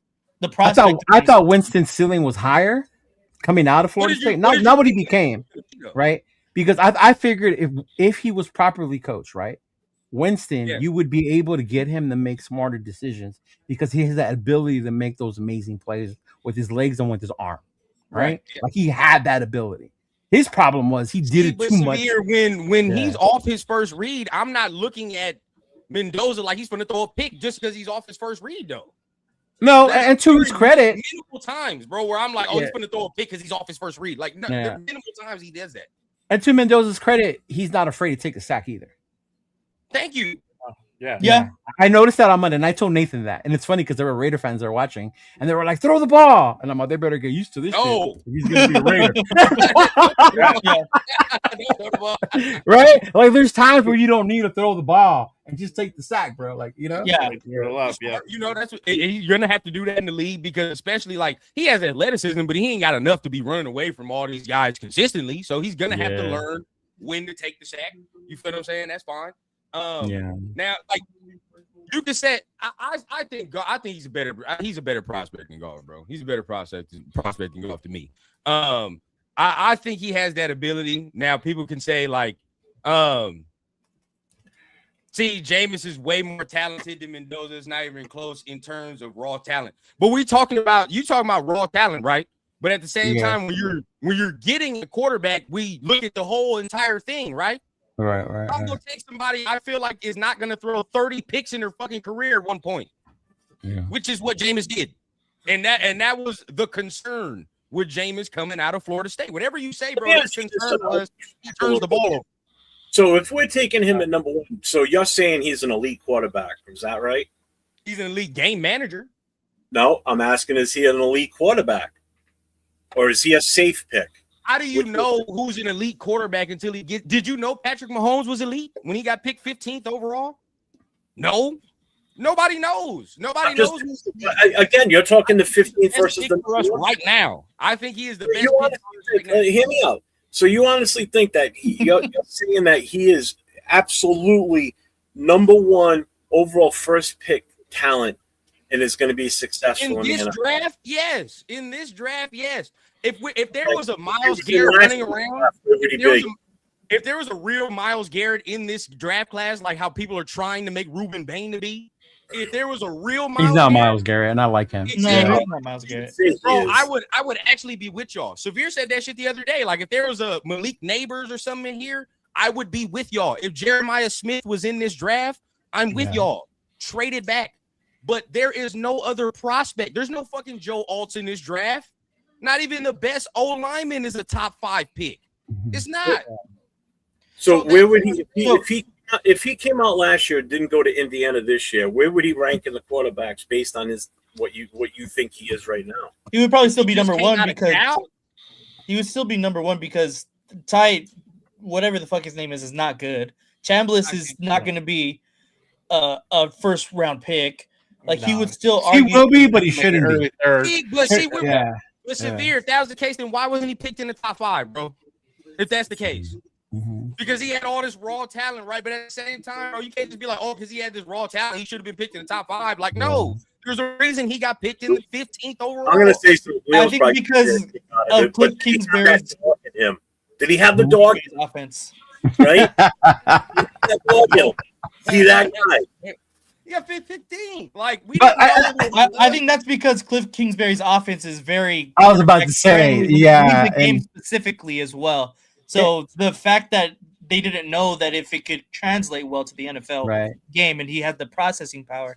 And I think the fact that you two are here can attest to this. And I think that's where people get it confused or don't understand when they say he's going to be elite in college NFL because he was elite in college. The games differ for that reason. You have quarterbacks that come from a Lane Kiffin system, right? You have quarterbacks that come from certain the Spurriers back in the days, right? Fucking amazing, putting up numbers. But when it came down to playing the NFL type game, they just couldn't do it. It wasn't there for them, right? See, this is shit that killed me, bro. But I'm not saying Mendoza does, but I'm just saying, though, when people say, is he elite or is it that? You can't say that You're gonna pick this guy based on what you see and what you think he can be in the next one. Even with is Baker Mayfield 2.0, and we get him in the third. Where was Baker Mayfield drafted? One overall. One overall. Tell you right now, some of y'all gonna be mad at me. I don't give a fuck. I'm taking Fernando over Baker. Oh, no way. No way. Yeah. Absolutely not. Yeah. Absolutely not. Over Baker Mayfield? You mean to tell me Baker Mayfield? Bro, people, when the Browns picked Baker Mayfield, people was like, what the fuck are they doing? Nobody was like, oh, yeah, he's the surefire number one guy in that draft. Nobody thought that about Baker. And before that Oklahoma year, what the fuck did Baker Mayfield do? Yeah, that was my question with Baker, was the whole Oklahoma quarterback thing. Because that was another place where quarterbacks were coming out of Lincoln Riley, and they weren't doing shit in the NFL. Yeah. He didn't I would have taken him above Baker. Shit. Yeah.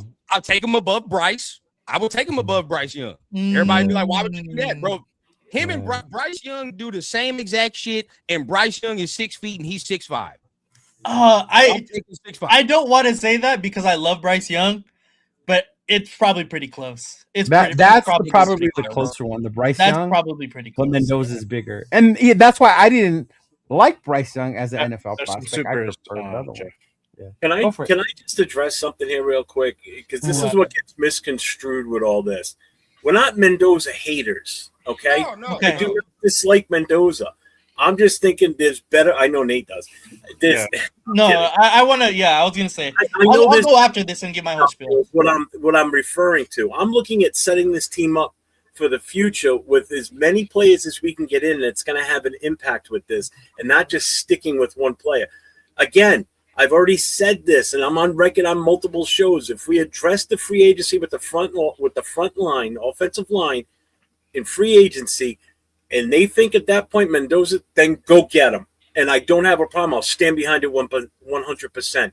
If we don't address the offensive line in free agency and we just go with the same crap that we have now, fuck no. In the draft, we have to do something different because that guy will never – no quarterback will get a fair shake next season. This might piss Leo off. The only thing you can guarantee that we can do right now is pick a player with the number one overall pick, and that's all you can pick and say that this is what we're going to do. See, that's crazy to me by that logic. That logic is – and I get it, like – I don't think Mendoza, so stop with that shit. No.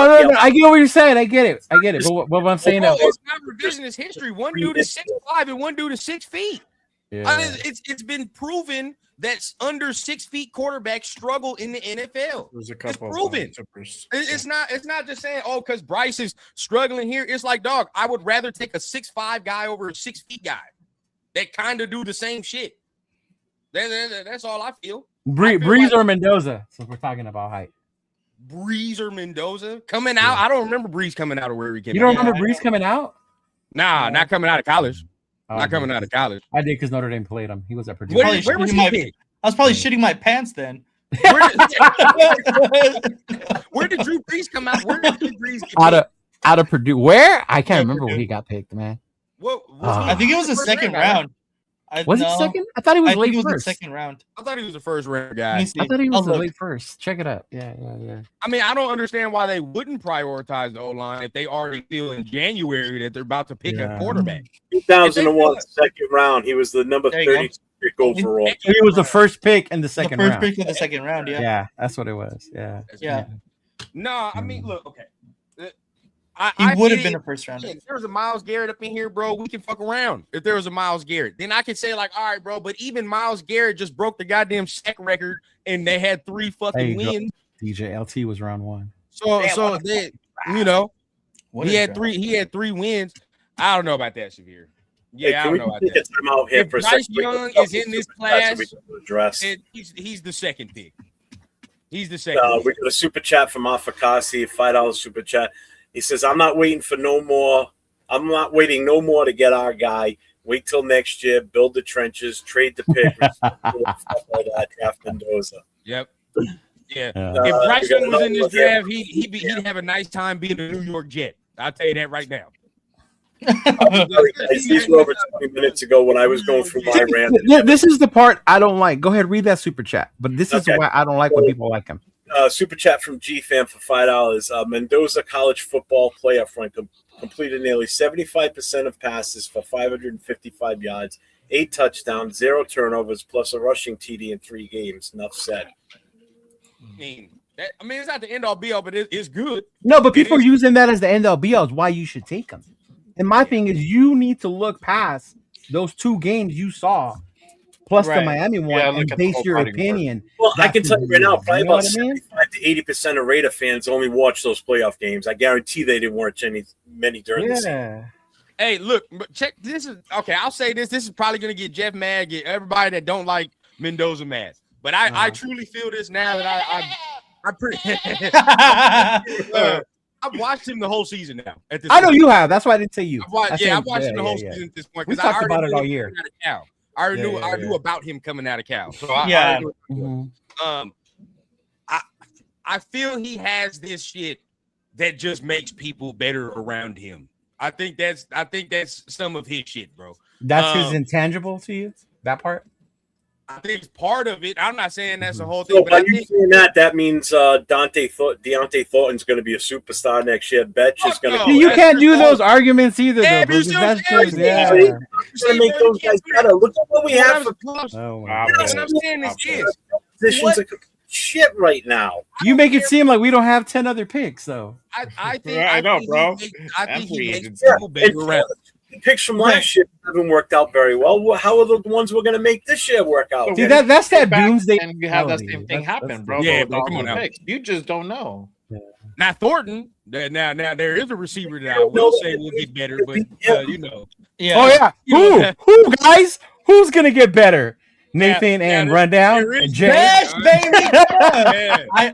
My best jersey's on its way, dog. Come on. Hey, now we can- I have more faith in Ashton Genty becoming generational than I do in Betch. Yeah, no. I think he makes people better around him. I think it was shown this year.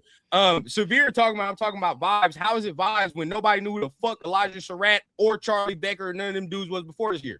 They definitely didn't know who Becker was. Yeah. Nobody knew Elijah Surratt either. You feel what I'm saying? And I think it was kind of proven in this Miami game. Me and Severe will argue till the cow come home. It's proven in this Miami game, bro. Indiana was not the most talented team in college football. They were just the best coach. The athletic ability and the difference in the team showed in the Miami game. You can literally see the athletic and speed difference from Miami and Indiana in that game.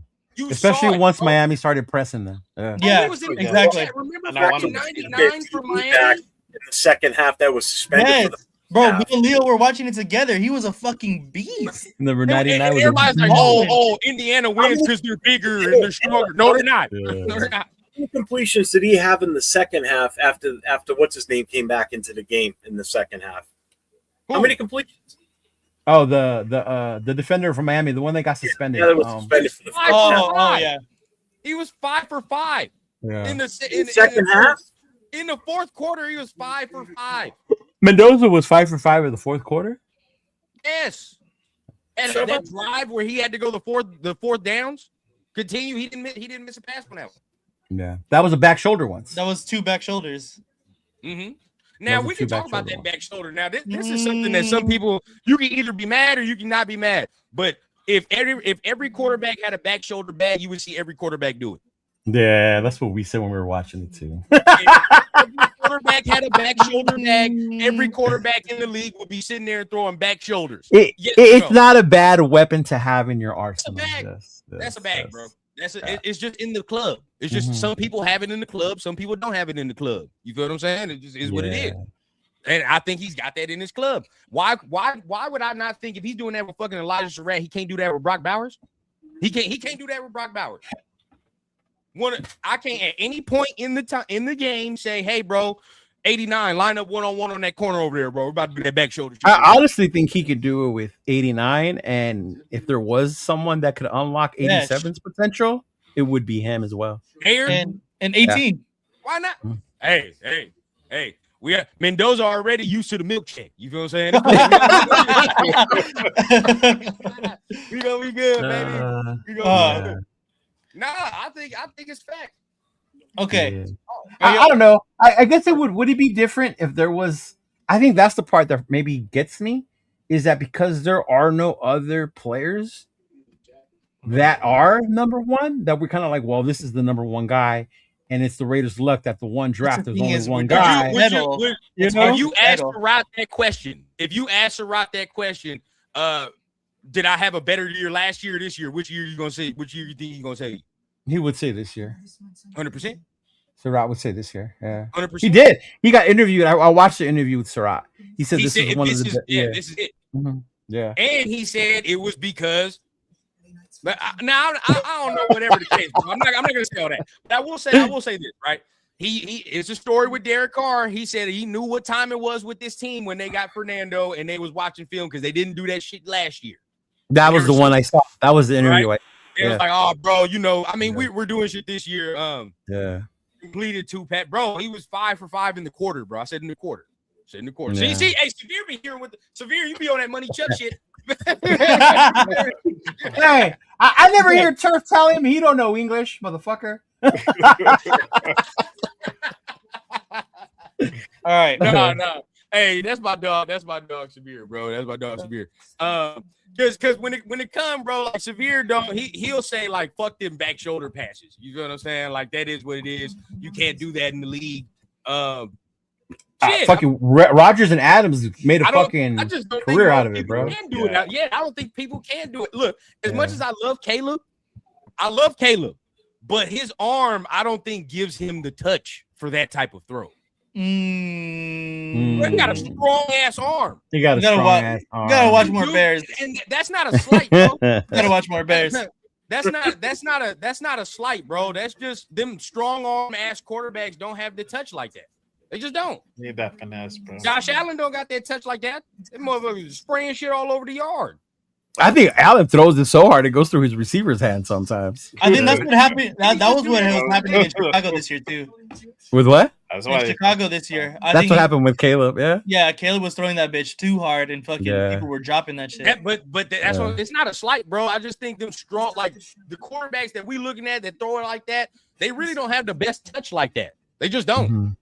Mahomes is the outlier to me because his ass, like he got the arm and he got everything else though. Mahomes got the touch, the fucking movement, the mobility, the vision. He's an outlier to me, bro. Yeah, he's an outlier. He is an outlier because he can do whatever the fuck he wants. So that's different. I mean, but when you like, who else is a strong arm quarterback? And you look, it's like Justin Herbert is a little different too. He does got the touch.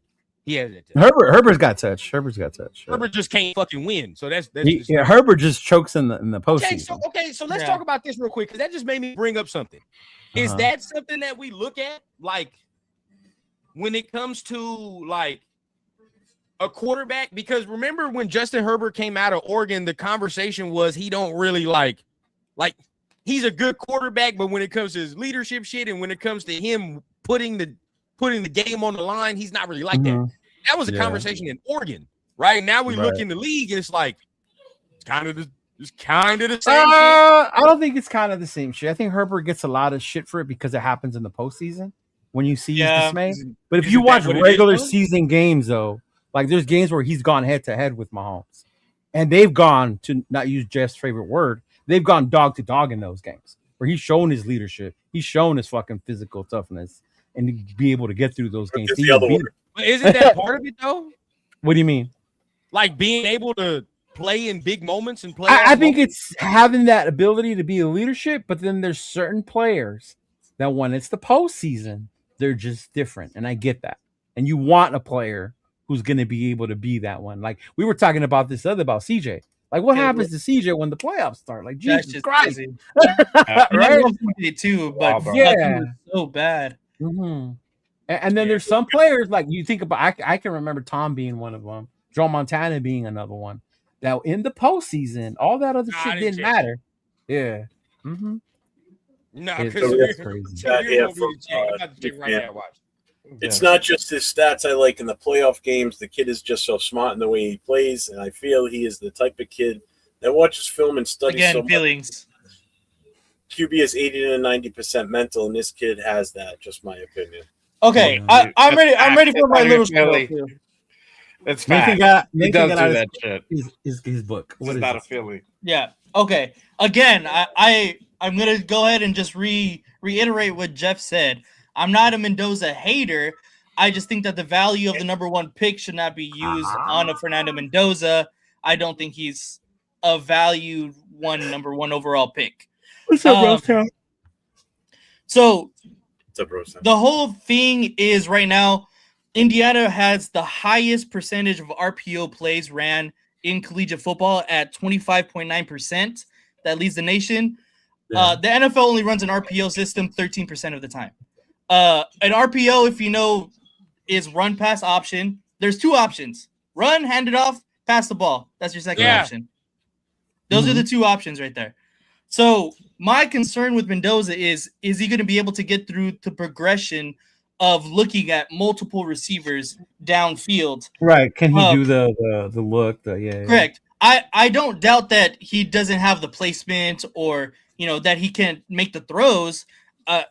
You can see it on film. He can make throws. The problem is the NFL game going to be too quick for him? And we've seen what Miami did against him, arguably the best defense that he played all last season, or this season, I mean, when they actually went after him, it caused problems. And it all kind of puts it together is if we don't get the coach that works with the system, that's why when Run said McDaniel and Kubiak, those are the two guys that run the most heavy RPO systems. I love that pairing. If we get that pairing, I feel much better about it. I still don't think that it's, the most optimal because I think that his ceiling is at the highest. But to me, it's just we have to make sure we get everything around him. Again, another thing is Indiana had the 15th highest percentage of run plays. They were 60.72% of the time they've ran run plays. So to go ahead and help him out again, we need to establish the run game. That's why when I said I wanted Joe Brady, it was in the thought that because I already in the back of my mind, I know we're going to get Fernando Mendoza. So to me, it's just kind of playing the opposition of why we shouldn't draft or why I think that it's not the highest value for number one overall. Mm-hmm. And then again, so who is Joe the Brady value if you trade back? So who would you pick? That's the thing. That's the thing is we need to. This is the problem with this draft. Exactly, there's not a consensus. The consensus number one overall would not be the consensus number one overall in previous drafts. Like if we had Cam Ward and Fernando Mendoza, I'm picking Cam Ward. If we had Caleb Williams and Fernando Mendoza, I'm picking Caleb Williams. The problem isn't with Fernando Mendoza himself. I don't think he's going to be a bad prospect, and I don't think he's a bad player. The problem is with the draft class. And to me, I want the best for what the Raiders are going to have for his future. And it just, to me, Fernando Mendoza has just a limited ceiling. But with the pairing again, limited ceiling. Is it because of the scheme or like just athletically? Like you can see the trends in football now. The trends in the NFL is going towards the extremely uber athletic quarterbacks, and obviously that's not the end all be all. You see Seattle having success, and Matthew Stafford isn't the most athletic, but he has a way better arm than Fernando Mendoza. Oh, Stafford got a cannon, bro. Stafford got a cannon. Exactly. So to me, it's just it's not the fact that I don't like Mendoza. I just think that the value in this draft is not there, and it just so happens to be that we are the number one overall pick in this draft. Let me say this, and I'm a rebuttal this. I knew he was gonna bring up the Caleb Williams shit. I knew it. But this is where I'm gonna get y'all, bro. This is where I'm gonna get y'all. Because if we had Caleb Williams over here, some of you motherfuckers would be getting lazy. Because you would be saying, maybe we don't need to sign all that old line because he can run around like that. Oh no, that's stupid if you were to say that, even if we had Caleb. Thinking, bro. No, I agree. Some people would definitely say that. Why? But guess what? That's flawed. That is flawed. It doesn't matter what. You don't want to happen to our guy what happened to Joe Burrow. Because you want weapons, you never upgrade. It don't matter if he can run around like Caleb or he can do all that, bro. They all need an O-line. They all need weaponry. They all need this. They all need a supporting cast. Yeah. Patrick Mahomes didn't make the playoffs because he didn't have an O-line or good receivers. You know what I'm saying? Like that, there's just point blank facts, and he's the greatest quarterback of this era. You know what I'm saying? The years Mahomes won the Super Bowl, his O-line was better. The years he lost it, his O-line was fucking destroyed. Yeah, it was. It was. Now, I'm not gonna sit here and say that there are no tiers. There are tiers, right? Because Jared Goff ain't taking a fucking team of Isaiah Pacheco's and shit to the Super Bowl. Right, exactly. But there are tiers, and I do 100% get that, right? But at the same time, I feel like when we're going in the argument of like, oh, he needs so much around him, it's like, dog, every quarterback needs that. Every quarterback needs a run game and needs that. Now, I saw you brought up the Indiana run game for sure, right? If Miami had the chance to do it, they would have ran for 200 yards too in that game the other day against Indiana. And that's what's gonna happen here. That's what's gonna happen here, bro. I mean, regardless, he's gonna be in a run for you. Use the 6th overall pick on a running back. Whatever coach is coming in here, I guarantee you they ask him, what the fuck is your plan with Genty?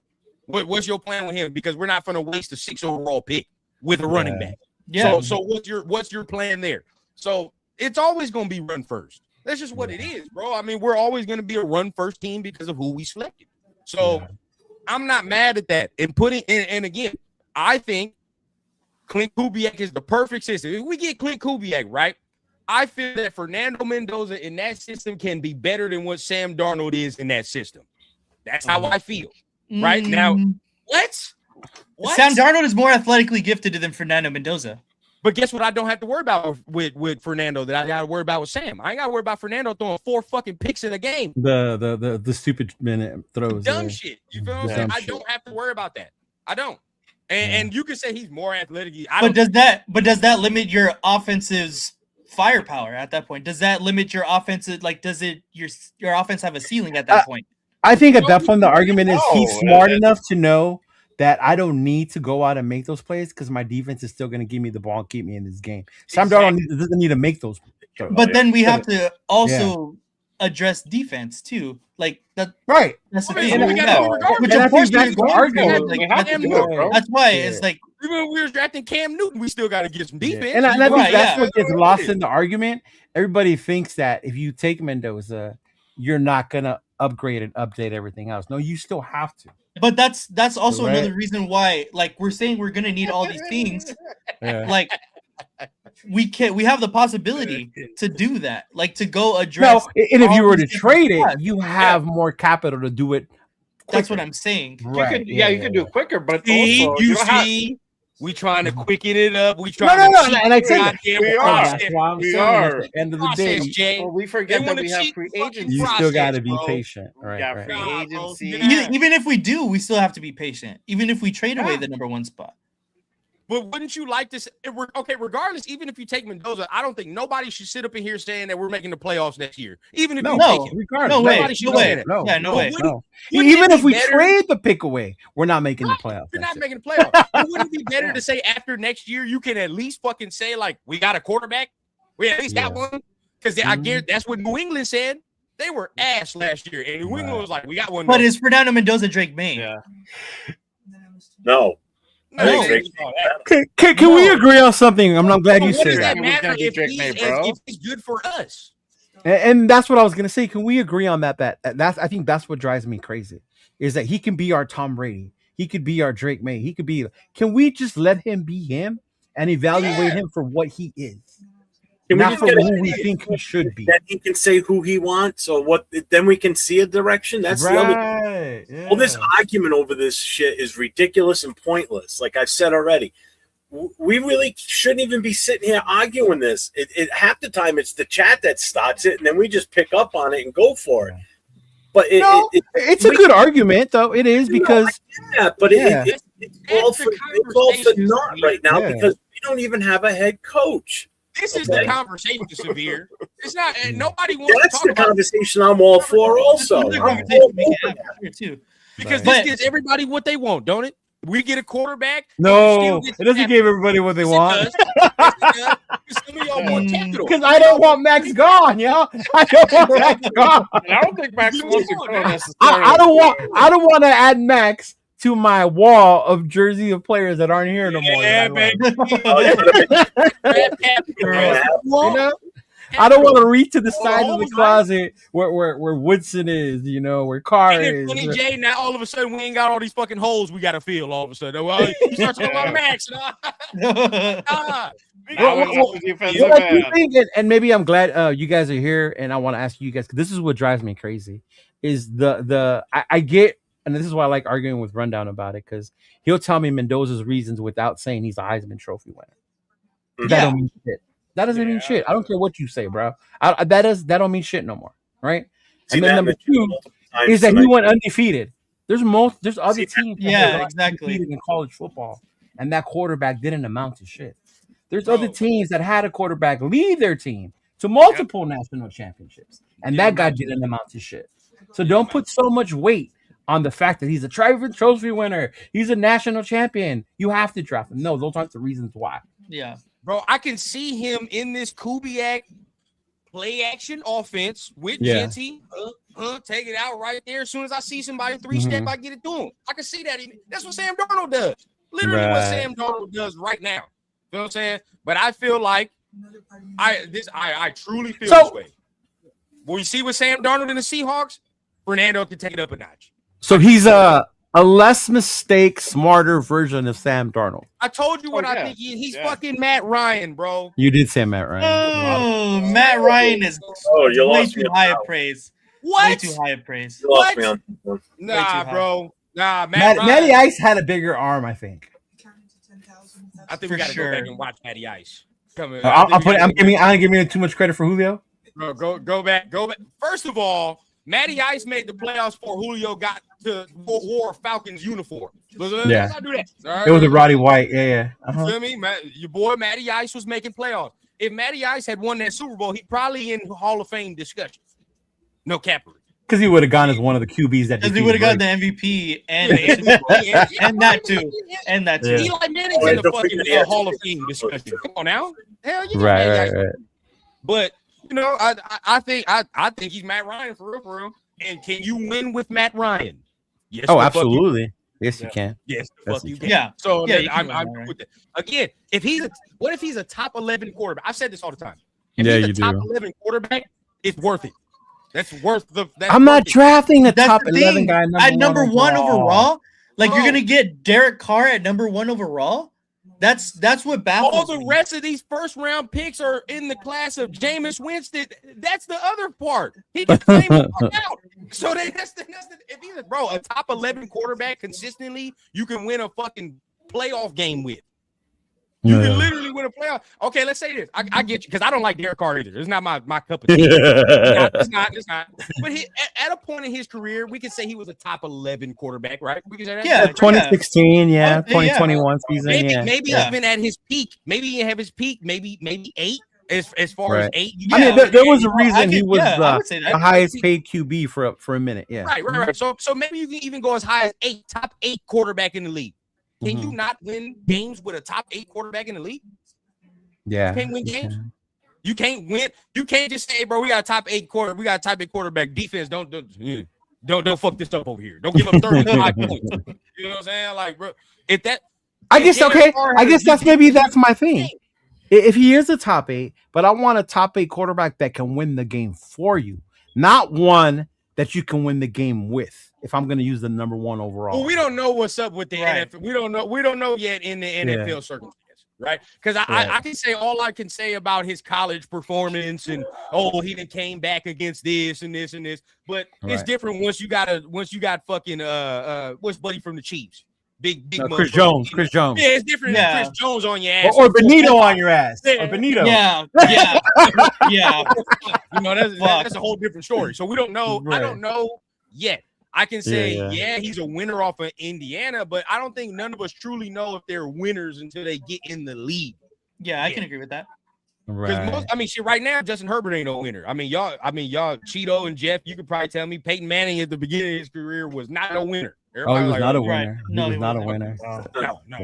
You know, it takes time. Again, the guy that had a great college career, but his first year in the pros was pathetic. It was bad. Oh yeah, Peyton was bad. He led the league in interceptions that year, I believe. Yeah. He did his rookie year.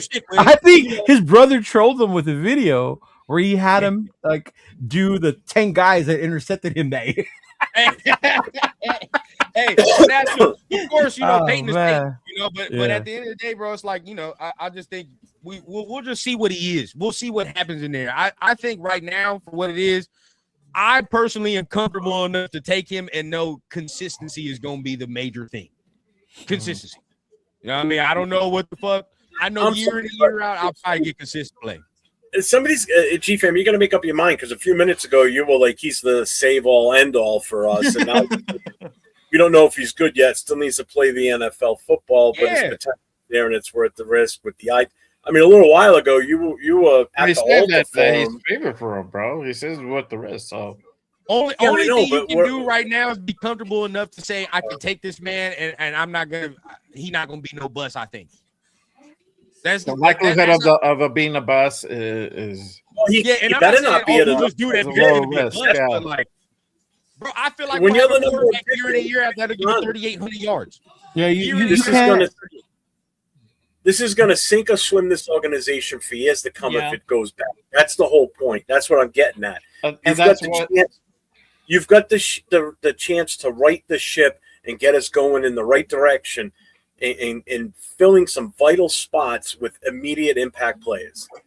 You know, this is so huge from the head coach. We don't know if they're going to be immediate impact either. And this is the thing also, we're living off of that fear of the Jamarcus Russell. I don't care about that. Again, hey, listen. A lot of people are. A lot of people are. Unprecedented waters right now, okay?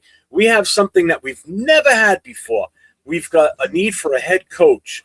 We've got offensive coordinator, defensive. We've had this need before. We've been here before, but not with the number one overall. We're in this position that we've never been in before. Okay, we've got a part owner that wants to be heavily involved. You got a GM that's involved 100%. It seems like we need a head coach, offensive coordinator, defensive coordinator, all the other coaches that goes with it, and we have the number one overall pick, not just a pick in the first round, but the number one overall pick. And the argument. Well, the discussion is, do we go with a quarterback or do we do something different? This is a most important historical moment for this team that we have never had this before, ever. Never have we had this before. And if we fuck this one up, if we screw this up from the hiring of the head coach right down to the draft pick, we're going to set this team back even further. And this is do it right and build this team. If they want to do a complete retool, then I don't think taking a quarterback with number one is the right way to go and do a retool. Get everything else first. I will agree and disagree with this sentiment. Okay, I agree with the fact, like, yeah, bro, you know, so doomsday. This is uncharted territory for us. It's uncharted. Yeah. I just looked at a list. You know, Cheeto, we talked about it for years, bro. Yeah. We only got one first-round quarterback in 10 years, in the last 10 years. One. Yeah.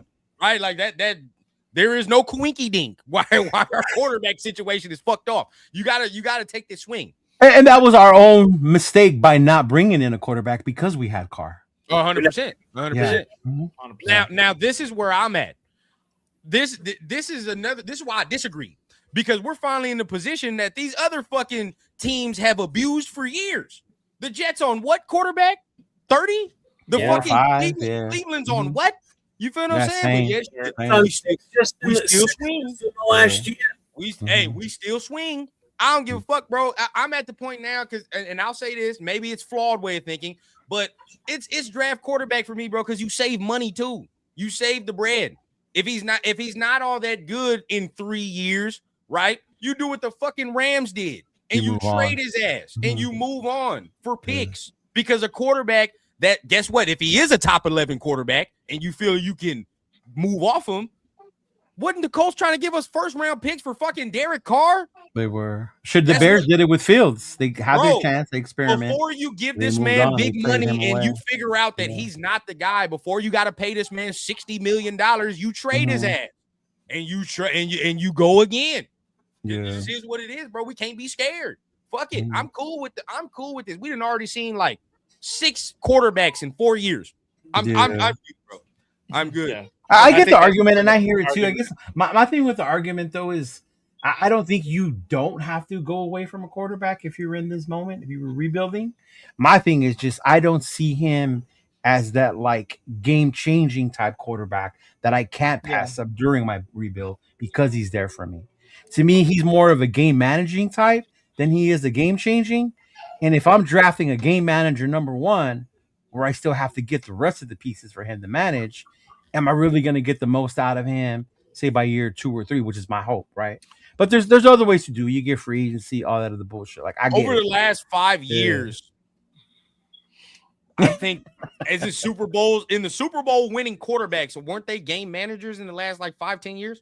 Other than Mahomes? It's been all Mahomes, so it's kind of hard to. Isn't Mahomes the only game-changing quarterback that has won a Super Bowl in the last 10 years? What would you call Hurts last year? Hurts is a fucking game He's manager. a game manager. Yeah, I was just asking. You know how you felt about all Hurts got to do is AJ. Throw it, bro. Hurts is definitely a game manager for sure. Who else? Who else? Nick Foles. Oh, it's manager. Nick Foles is a manager. Tom's a manager. I mean, I don't care what nobody say. I mean, Tom Brady. Not even, Tom ain't no game changer. Hell no. Nah. I mean, if you want to, I don't know. When the fourth quarter, with the game on the line, it shit changes a little bit. Yeah. But see, a little bit, yeah. If somebody said that about Fernando, somebody be like, "I don't give a fuck about that." Oh, shut up. Fernando's not this. If somebody said that about Fernando, right? Mm-hmm. So it's like because it's true. I've seen in fourth quarters where Fernando turned his game up a little bit. I've seen that. You know what I mean? So it's like, okay, so whatever the case. But Tom Brady's a game manager to me, bro. He's not. You know what I mean? Like he'll except for that year he had Randy, that was different. The year he had Randy was different. Yeah. Stafford's a game changer. Stafford is a game changer. Stafford's a game changer. Stafford is a game changer. Because sometimes Stafford plays like a game manager sometimes, but that's because he can't fucking move. So it's like it's because of his old age. But like Lion Stafford, but he changes the game. Yeah, he changes the game with his arm though. Stafford changes the game. Okay, now we're talking about like Lion Stafford. Stafford is a game changer for sure. Yeah. But then again, how much is that game changer shit really worth? Because his ass was terrible in Detroit. Terrible record. And he had one of the greatest receivers ever. But he had horrible fucking managing, coaching. Like, and they didn't do shit for him. Right. How much can the game-changing talent overcome all that? It can't. Well, that's the thing. Yeah. But even if you don't address that with Mendoza, then you're even worse than that. You have even less. All right, real quick, we're going to shout out here to LS with a $10 super chat. He says it's all about what they do after that number 1 pick. You got to give Mendoza the best possible environment to succeed. Bro.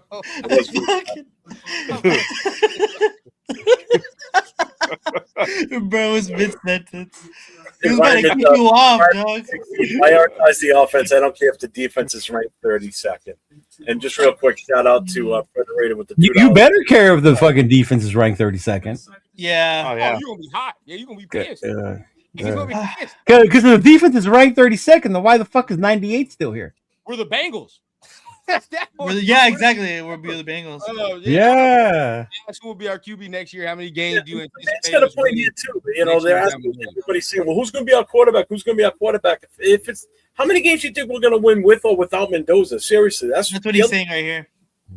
So you think Kubiak's taking this job with them saying, "Hey, I promise you, if you take this job, you'll get Arch next year. I promise you." You think that's what they're saying in there? That's what I'm saying. Like, I already know that it's a foregone conclusion. I wouldn't be mad that we're getting Mendoza. I wouldn't be mad if that's the case. I would be fucking. That's what this guy. This way this guy thinks. I told you. That's what I think. That's what I think. Getting one of those from the man who says they're not in there. The tanking's not real. They're trying to win. You know, goddamn well they're not in. 9 to 10 games with Mendoza. I've only said tank for one other player, and that was Caleb, right? But if we're in it to go get Arch, hey. No, trust me. I hope the kid's good when he comes out of college. If we end up with him, I hope he takes us to 20 Super Bowls. I don't give a shit how many. I hope he does. I don't want to see him do bad for us. I have no desire to have that happen. I don't hate the kid. If we end up drafting him, I'm going to support him behind 100%. I was the same way last year with Genty. I didn't like the pick at the time because of what we didn't do in free agency, and I called it then that we're going to be bad because we didn't address the offensive line. And how were we during the season? Rundown. You want to give me an update on how we were with the offensive line throughout the season? Oh, ass. Thank you. Yeah. The guy was a running back. He knows Alex Kappa. Say if they address this, right, Jeff, and which I would think they would do if they. Let's just say we're be smart Raider fans for a minute, because the dumb shit that we usually do is you take a quarterback and fix nothing. But let's just be smart. Right? Same. Let's be smart. So say if they actually were like, nah, bro, we're gonna do what the Bears did. You know, spend that money, get the offensive line correct. You know what I mean? So if they did those things, are you more comfortable with taking him? Oh yeah, 1,000%. Yeah, definitely. I'll be his biggest fan at that point. If I feel comfortable with what we bring now, again, it's going to be what we bring in for offensive line and free agency. Right. If it's good, viable guys that I know are going to make an difference, and we have the right fucking Alex Kappas. Yeah, we have the right coach that's going to coach them up and do his job. Unlike Brendan Carroll, who didn't do his goddamn job, but still hasn't been fired yet. Okay, if that's done, then I'll be his biggest fan. I'll be his cheerleader. I'll be all for him. Would you buy his jersey? No, I won't. I don't buy jerseys. I've already told you that. I have to get my grandma the jersey because that's her last name. So Is it really? Yeah, it is. So no wonder you laughed the other day when I said your last name's You gotta go get that jersey. Bro, if my last name wasn't Johnson, it would be Mendoza. Dead ass. I'm not just saying that because Fernando is the guy. Like I'm dead ass Latino. Some people don't know. But yeah. Y'all don't know that about Rundown. Yeah, bro. I thought Rundown was AI. Oh yeah. Well, you know. Well, hey, Severe, bro. That's where I'm with you. We wouldn't be able to take Adrian Peterson anyway. We already got him on the roster, right? I mean, that's true. Everybody said it. Everybody said it, right? We already got Adrian Peterson on the roster, so why would we have to take it? And we got Megatron too. Hey, right, Leo? Right, Leo? Yeah, we got Megatron. We got the next coming of Randy Moss and Megatron. Right. Yeah. Yes. We need Fernando to bring out his potential, bro. Bro, that's Megatron. That's what I saw on TikTok, bro. That's what everybody was saying. Raider motherfucking nation. Don't you all know? All you got to do is go out to this guy. Calvin Johnson, like when you went to Toys R Us and got the actual Transformer Megatron, and then Thornton's like when you went to Big Lots and shit and got that. Man, that's fucked up. I just told I never had the real Voltron, man. if we go Fernando Mendoza and you pair that with my boy Jacoby Lane, ooh. Hold on. That's who you like? You're okay. Oh, come on. My God. Mike, you know Mike, man. He a USC guy too. He liked Jacoby Lane. I like Lane. USC homers. I am a Denzel Boston guy though. I am a Denzel Boston guy. That motherfucker right there. Shout out to G Fam with a $5 super chat. He said it's all good, Jeff. Love the Raider conversation, brother. And still love you. Hey, Jeff, you brought up Carroll. Megatron with no hands. There's one coach we haven't talked about yet that I think is going to be important to this, and it's an offensive line coach. Yeah. Right. Like who's going to coach our own line? So there's one dude can bring the Seahawks guy. So I'm hoping, you know, the guy over in Buffalo that was with McDermott. That dude, I like him. You think about what he did with Buffalo on that O-line and their run game. That's true. I would like to see want who Clint has right now as the Seahawks offensive line coach. Yeah. Because you keep that, right?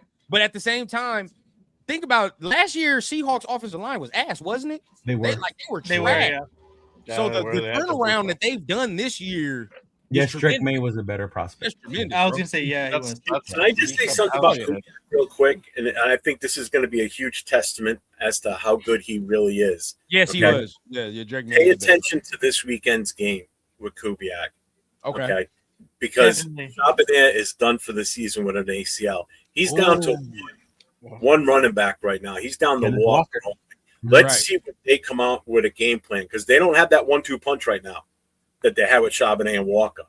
He's kind of one that running game. That other kid's not that bad. What's his name? Yeah, but he's no Charbonnet is what I'm getting at. So let's see what type of game plan he puts up against the Rams. Balin Jones? it's going to be a true test too against that Rams defense because they're no joke too. You know, that's going to be still a tough game. It's a division game, so it's a rival. You better get used to having a one running back because you ain't got two in Vegas. Well, you better start getting two. We better get another one. Honestly, I really want to get another one. Yeah, you better get two. I'm really going to pay attention to that game because I want to see what he does for a game plan with him being down a running back of Chabonne's talent. That's a huge piece that they're going to be missing right now. So it's going to be good to see. One thing too, though, about this game, and people got to remember, it's a division rivalry. These dudes know each other so well. The Rams know them really, really well. They know the Rams really, really fucking well. This isn't in the Broncos. This is a totally different beast. Yeah, it's Velus Jones, former USC chosen. It is Velus Jones. No, but dude, I was watching the Bears Rams game, and I was like, "Fuck." Me and Rundown were talking about Kyle Monunga. Oh my god! Dog, come on, that shit, bro. This shit's so terrible, dog. There's so we could have took 2 swings last year. We should have. We should have. Year was the one to get 2 running backs, bro, and we didn't fucking do it. I don't know why. Because we had been saying that all pre-draft too. Yep. That we should get 2 backs. You know what? They had Mostert. I'm about to say something. This is how you know I'm objective, right? Because I want Mendoza, but at the same time, I can look at shit 2 different ways. Yeah. I will say something about this draft shit, though. Usually, when a class is so bad the year prior, it gets better the year after. For example, or you can flip it. For example, the running back class was fucking historic this last year. It's ass this year. There's only 2 dudes. Right. Yeah. There's only 2 dudes, right? Like it's Jeremiah Love. Uh-huh. Yeah. And 2 years before this, the quarterback class was historic, yeah. Quote unquote, right? There's 4 or 5 guys that's picked in the first round. It was Caleb, Jaden, right. Drake, Penix, and Nix. Yeah. You could argue that for the quarterback shit, you can throw lean, right? That it's so lean this year that just by natural selection, next year will be a better, deeper quarterback class. Well, you already got guys that would have come out this year that are going back another year. Oh my god! If Lenoris Sellers hits in the NFL, I'm gonna be fucking pissed. I'll tell you that right now. What? He scares me though, bro, because he goes. Yes. Why'd he go back to South Carolina? Like that's the dumb shit that got on my nerves with that, bro. Like, you know who I want? No, Arch, baby. Arch. No, Arch. You know what? You know who I want, and who's gonna be much better this year? Sam Levitt. Oh, from Arizona State, they love Levitt. Yeah, bro. Sam Levitt. If Darian Mensah do what the fuck I think he can do in Miami, he gonna be right. He gonna be straight. Mensah gonna cook in Miami, especially with that young receiver. Jesus. Well, I Christ. don't know. I think Tony entered the trade. No, that was different. No, that was fake. That was fake. Never mind. Hey, who did Indiana sign as their quarterback? Josh who? I thought it was Braden Sorsby. Nah, Sorsby. Oh, Sorsby went to Texas Tech. There you go. Oh, Texas Tech. That's right. That's right. Texas Tech. See, you can see that's what I'm saying. We don't need Tom Cable as an O-line coach. coach. Boy, there's your boy. Can come out next year if you think he's ready. He won't be ready. He won't be. CJ Carr. I don't think he's ready either. He's like, what's his name from Michigan? He was a true freshman. Yeah. Mike Underwood? Underwood. Like Underwood. They're both really young. Yeah. He need a couple more years. You know what, bro? Y'all want to wait so goddamn long. Y'all want to keep kicking the can down the road. I can wait for the dude at Cal if that's what y'all want. I can do it. 4 years. Oh, I heard about him. Take JKS. But hey, no, but we don't go by your logic. If we take Mendoza and he don't work out in 4 years, we can take the kid from Cal. We can take it. And guess what? If John Spytek do what he's supposed to do, the team is built better at that time. If you fuck around to take a better quarterback. It's okay, man. It all points to quarterback first round. Yeah, isn't that Samoa's like nephew or something like that? Who? JKS. Is he? Yeah. Oh. Or no, Fitz. I think it's Fitz. Yeah, it is Fitz. It's Fitz. Yeah. Fitz's nephew. Yeah, it's Fitz's nephew. Yeah. Yeah. He's crazy, bro. Ain't he a lefty too? He's fucking crazy. He's crazy. You leaving out the cap money if the Raiders can bring it number 8 on a Nevada state tax friendly deal draft. I don't understand why you would do both at that point. Hell that no. Make sense to me. You're busting an Atlanta. You're busting an Atlanta Falcons at that point. Oh yeah, that works out. All that money on Lamar Cousins. The whole point of drafting a QB is to save the money so you don't have to put into it in the position. And if you're bringing one in that you're gonna have to pay, what's the point of drafting one? That's going to sit behind him. And you're going to waste 2 of those years on him sitting behind a Lamar. Yeah, that don't make sense to me. Yeah, it's so true. Hey, so I'd rather Lamar? have Eli. I want Lamar. No, I don't want Lamar. I don't want Lamar. I think we're gonna give up too much, and then it takes up a big chunk of our cap space that we need to fill. Jay talking about it the other day. I was with you, bro. You talking about the cap space the other day? I was like, nah. Fuck. The trade cost, the salary cap hit, and the fact that we don't know if we're going to get a full season out of him. When was the last time he played a full season without injuries? The guy's getting hurt. An aging Lamar Jackson. Talking about 4 years ago, Lamar Jackson. Nah, okay. Yeah, when they was about to trade him a couple years ago, I'm with you. Yeah, that was like what, 2 years ago, 2.5 years ago. And this was like the first year this past season where he didn't get hurt a few games before the playoffs. Yeah, well, they didn't make the playoffs anyway. If we were ever going to trade for Lamar, it was 2 years ago during that time frame. Win down the stretch to be healthy going into the playoffs. He gets knocked out just before the playoffs start, and then you go into the playoffs without him. And then you got to start Tyler Huntley. Yeah, that's too much. Man, the only thing I want with Diego Pavia is his mother. That's it. Hey, real talk. Diego Pavia about to be a beast on the Birmingham Stallions, dog. Oh God. That dude is fighting tooth and nail in court to be able to come back to college football, man. Speaking of that, and I know we're going to get out of here soon probably, but that's another reason why I don't like Trinidad Chambers, by the way. Anybody that is hurting or fighting that hard to go back to college tells me you probably don't think your ass ready to go in there. No, that means your ass don't want to go to the Jets. You don't want to go in there. He's going number 2. And if you don't think you're ready, why the fuck should I? Why should I think you're ready if you don't think you're ready? So that's why I don't know, bro. Do you really think that's why DJ Moore went back? Or Chambers? Dante Moore. No, he's in a different circumstance. No, but you think he went back because he don't want to get drafted? He knew after losing to Mendoza. I think they truly think that Oregon's gonna win a fucking natty, and that, and he's actually 20 years old, so it's like yeah. I can see him. I hope get drafted by the Jets next year with the first pick. So right, exactly. Yeah, or us if we trade back. Don't worry about it. Don't worry about it. We trade back. I'm good with that. Hey, I'm good with that. I'm good with that. Man. What's up, Marcus? Hey, you know what? I will say this about Mendoza. The one thing I really want to see him get drafted by us, as long as his aunt is at every single game and they get multiple camera shots of her, because she's absolutely hot. So I'm fine with looking at. She's all right. She ain't Pavia mom hot, but all right. Yeah. Now you see Pavia's mom with that damn tiara on that one goddamn game. That's what it was. That's it. Heisman. Heisman. I like. Did I see her on Prison Connect? Like, did I?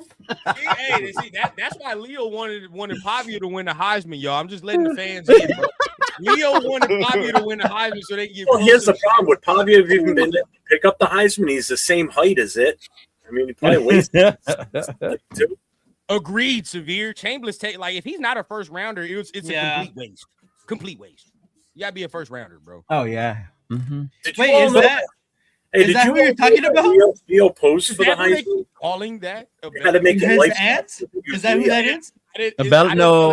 Abella Danger is Carson Beck's girlfriend. No.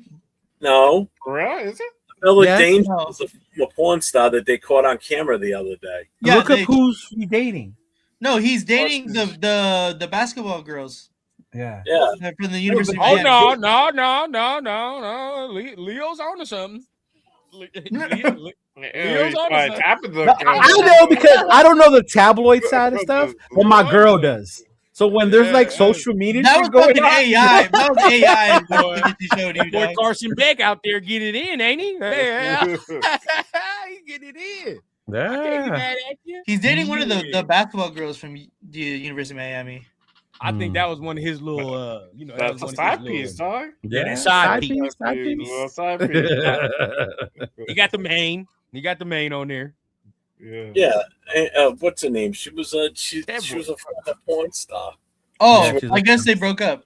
They broke up, right? I guess it doesn't fucking matter. I don't care. She's not even a current student at Miami. She went there for the game. It ain't because of what you think, man. There's a guy on Instagram. Hey. He wears a silk jacket and he does reviews like if they were an NBA star. Oh, my boy Terrell. Yes, I love watching boy, him do bro. reviews, bro. Hey, it's a little lonely out in the ocean, you know. Oh shit! Hey, you see that? Say it again. All right, bro. Hey, don't let Severe and Leo and them see this comment right here talking about Mendoza. Mendoza ain't dating no women. Oh, I seen that. I seen that. Hey, don't let I my saw boys Samoa get put up comment. a video about Mendoza getting interviewed that he don't want a girlfriend. He's focused on football, and it would be a distraction. I guess there was another story I heard. He was at the Heisman. He was at the Heisman ceremony asking some Heisman people about like how do I start talking to girls and shit or something. Is that like real? I guess somebody said some shit like that. Fuck, if he comes to the Raiders, I don't want to have no fucking girlfriend, dog.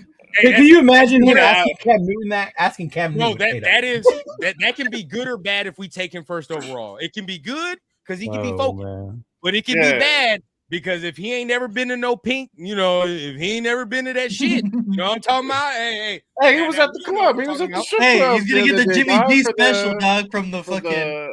Hey, coming to Vegas, the city itself could ruin him. Not even the team or anything. It would be just what's that shit Chris always talking about?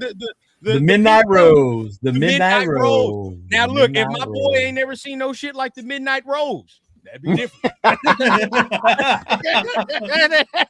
So he's gonna walk into something and his mind's gonna explode because he's never been exposed to anything like that. He's gonna be like, brain start leaking from his ears, Jeff. His brain matter gonna leak from his ears. Oh God, what we gonna do? So we gotta see. It might be one of the two. He's gonna go attend Derek Carr's church in Nevada. That's what he's gonna do. Hey, I don't go fuck dog. We'll build that dude a confessional somewhere in the locker room, dog. You know, like Bunny. Yeah. That's what happened. Hey, yeah. it. He went Fuck out there it. for her. She left that dude single in Miami with a multi-male. Yeah. Anna Kavinder. Poor guy. A national championship with near, him, yeah. bro. So My steak too buttery, my lobster too fucking whatever it is. Real talk.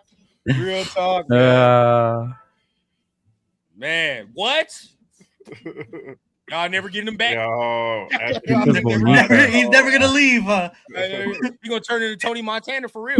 Then he really gonna come out talking Spanish and all kinds of shit. Oh God, yeah, bro. With the grill and everything. You don't talk no Spanish until he get in Midnight Rose. Then Right, Rico Suave. Okay. Then he's Rico Suave.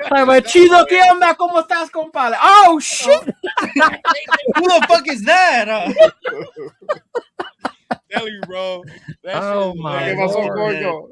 This is how you know we must accept. We gotta accept Fernando when he's in the jokes. You accept him. That's all right, man. It's all right. And that's why we said vibe aside. Hey, vibe aside, bro. Vibe aside. Yeah, like how I speak Spanish, bro. We ready to call it? Run through what everybody's got going on this week. Yeah, I mean, y'all, shit, as far as me, nothing. I'm chilling, man. I'm watching y'all. I'm watching the GOATs, man. Anytime y'all got shows, I'm tuned in. So tune in to the guys, man. If y'all want some good Raider content, tune in to everybody here on screen, bro. Especially all the fellas here, man. Jeff always You mean has I great do know take. what I'm talking about, Rundown? I don't have Oh, to you know, there's gonna be some people in here that talk their shit. Leo has to do some research first, and then you can get back on, Leo. Okay. Severe didn't need that information about Mendoza and the women. He didn't need that information. That's the last motherfucker that you need to hear that. But this is the other part that drives me crazy. We joke around about it, right? And then all of a sudden we're low IQ because he's a man of God. Bro, we're fucking joking. Jesus Christ. You know what? Fuck it. He gonna be tipping strippers and putting ones in their goddamn thongs. If that's what you want me to say. It's always the ones you don't fucking expect, dude. It's always the ones you don't expect. He's gonna be in there. Neighbor, I don't know what happened. He's a Catholic, bro. He can go ahead and ask for forgiveness. So, and if that's your reason for wanting him because he's a man of God, that's the only reason. Like, oh man, I don't know what to say. I I hope when he gets drafted, Fernando come in here and he let a stripper clap some ass on his lap the first night he lands in Las Vegas. That's what I hope. All right, how about that? Early, huh? Get it out your system early. How about that? Man. And that's nothing but positivity for my boy too. I will gladly take him to Chicas Bonitas. Oh my Jesus Christ! Oh, shit, we talking about that in Vegas. Shit, imagine in Oakland. Stop. So right there. Hey. For the rest of the show, man, or for the rest of the chat, y'all already know, man. Just tune into the guys, bro. You tune in to Jay, tune in to Leo, tune in to LV. I know LV and Jeff got a show tomorrow. You know what I mean? So y'all tune into the guys, man. Tomorrow Eastern, 7 o'clock Pacific. I will have a game set up again for tomorrow night too. Nice. I got to work on that tomorrow. Leo, you doing something on Friday with Will or no? Yeah, 12:30. Yeah. Yeah, my boy Will. To web channel for Friday. They usually do an afternoon show, him and Will from Silver and Black Podcast. Jay, you coming up this week or this weekend? I'll probably just do a show on Friday, bro. Friday afternoon before you. I will be on Friday night with the No Huddle on Friday night. So again, if you know anybody that's a fan of any of the other 31 teams in the NFL, make sure you have them check out my channel on Friday night for the No Huddle. We talk everything.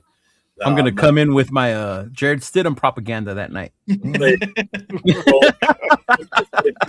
playoffs and the championship games this weekend, have them pop in the channel. I'll bring them up on the screen. We can talk about that game.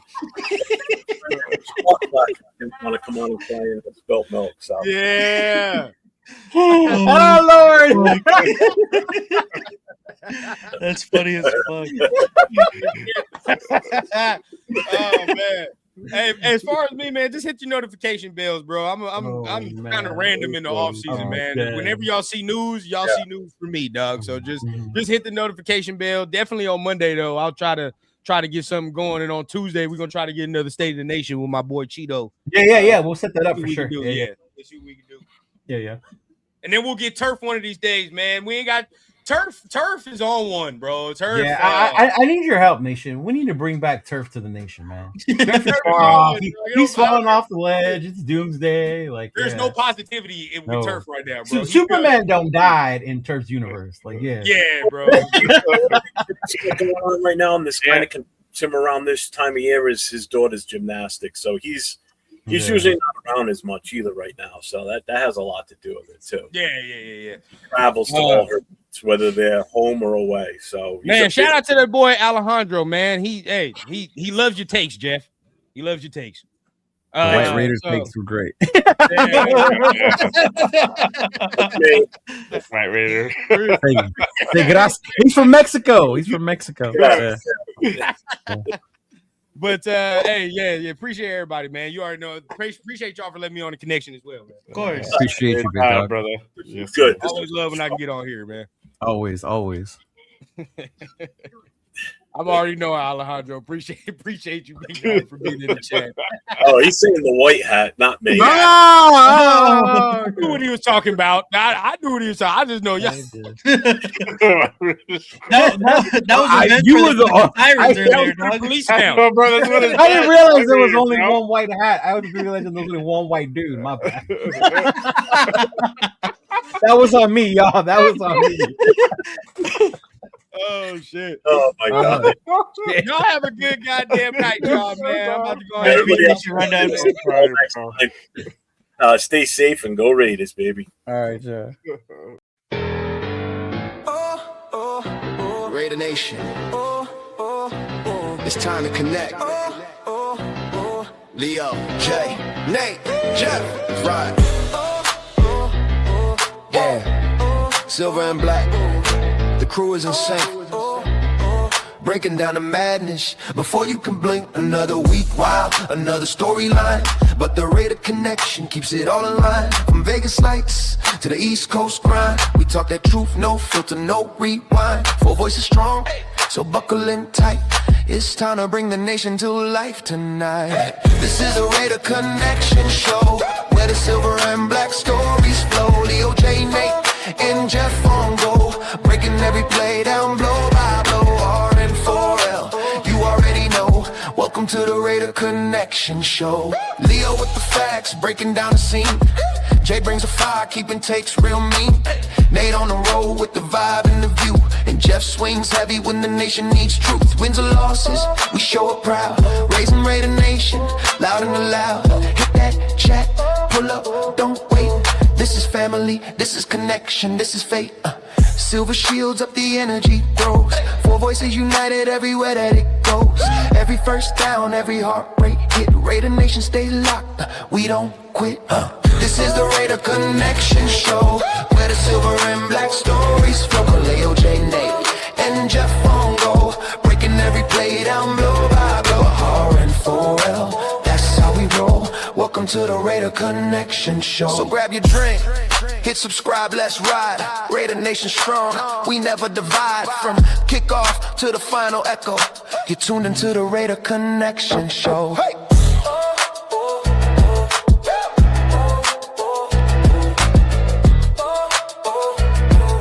You're tuned into the Raider Connection Show.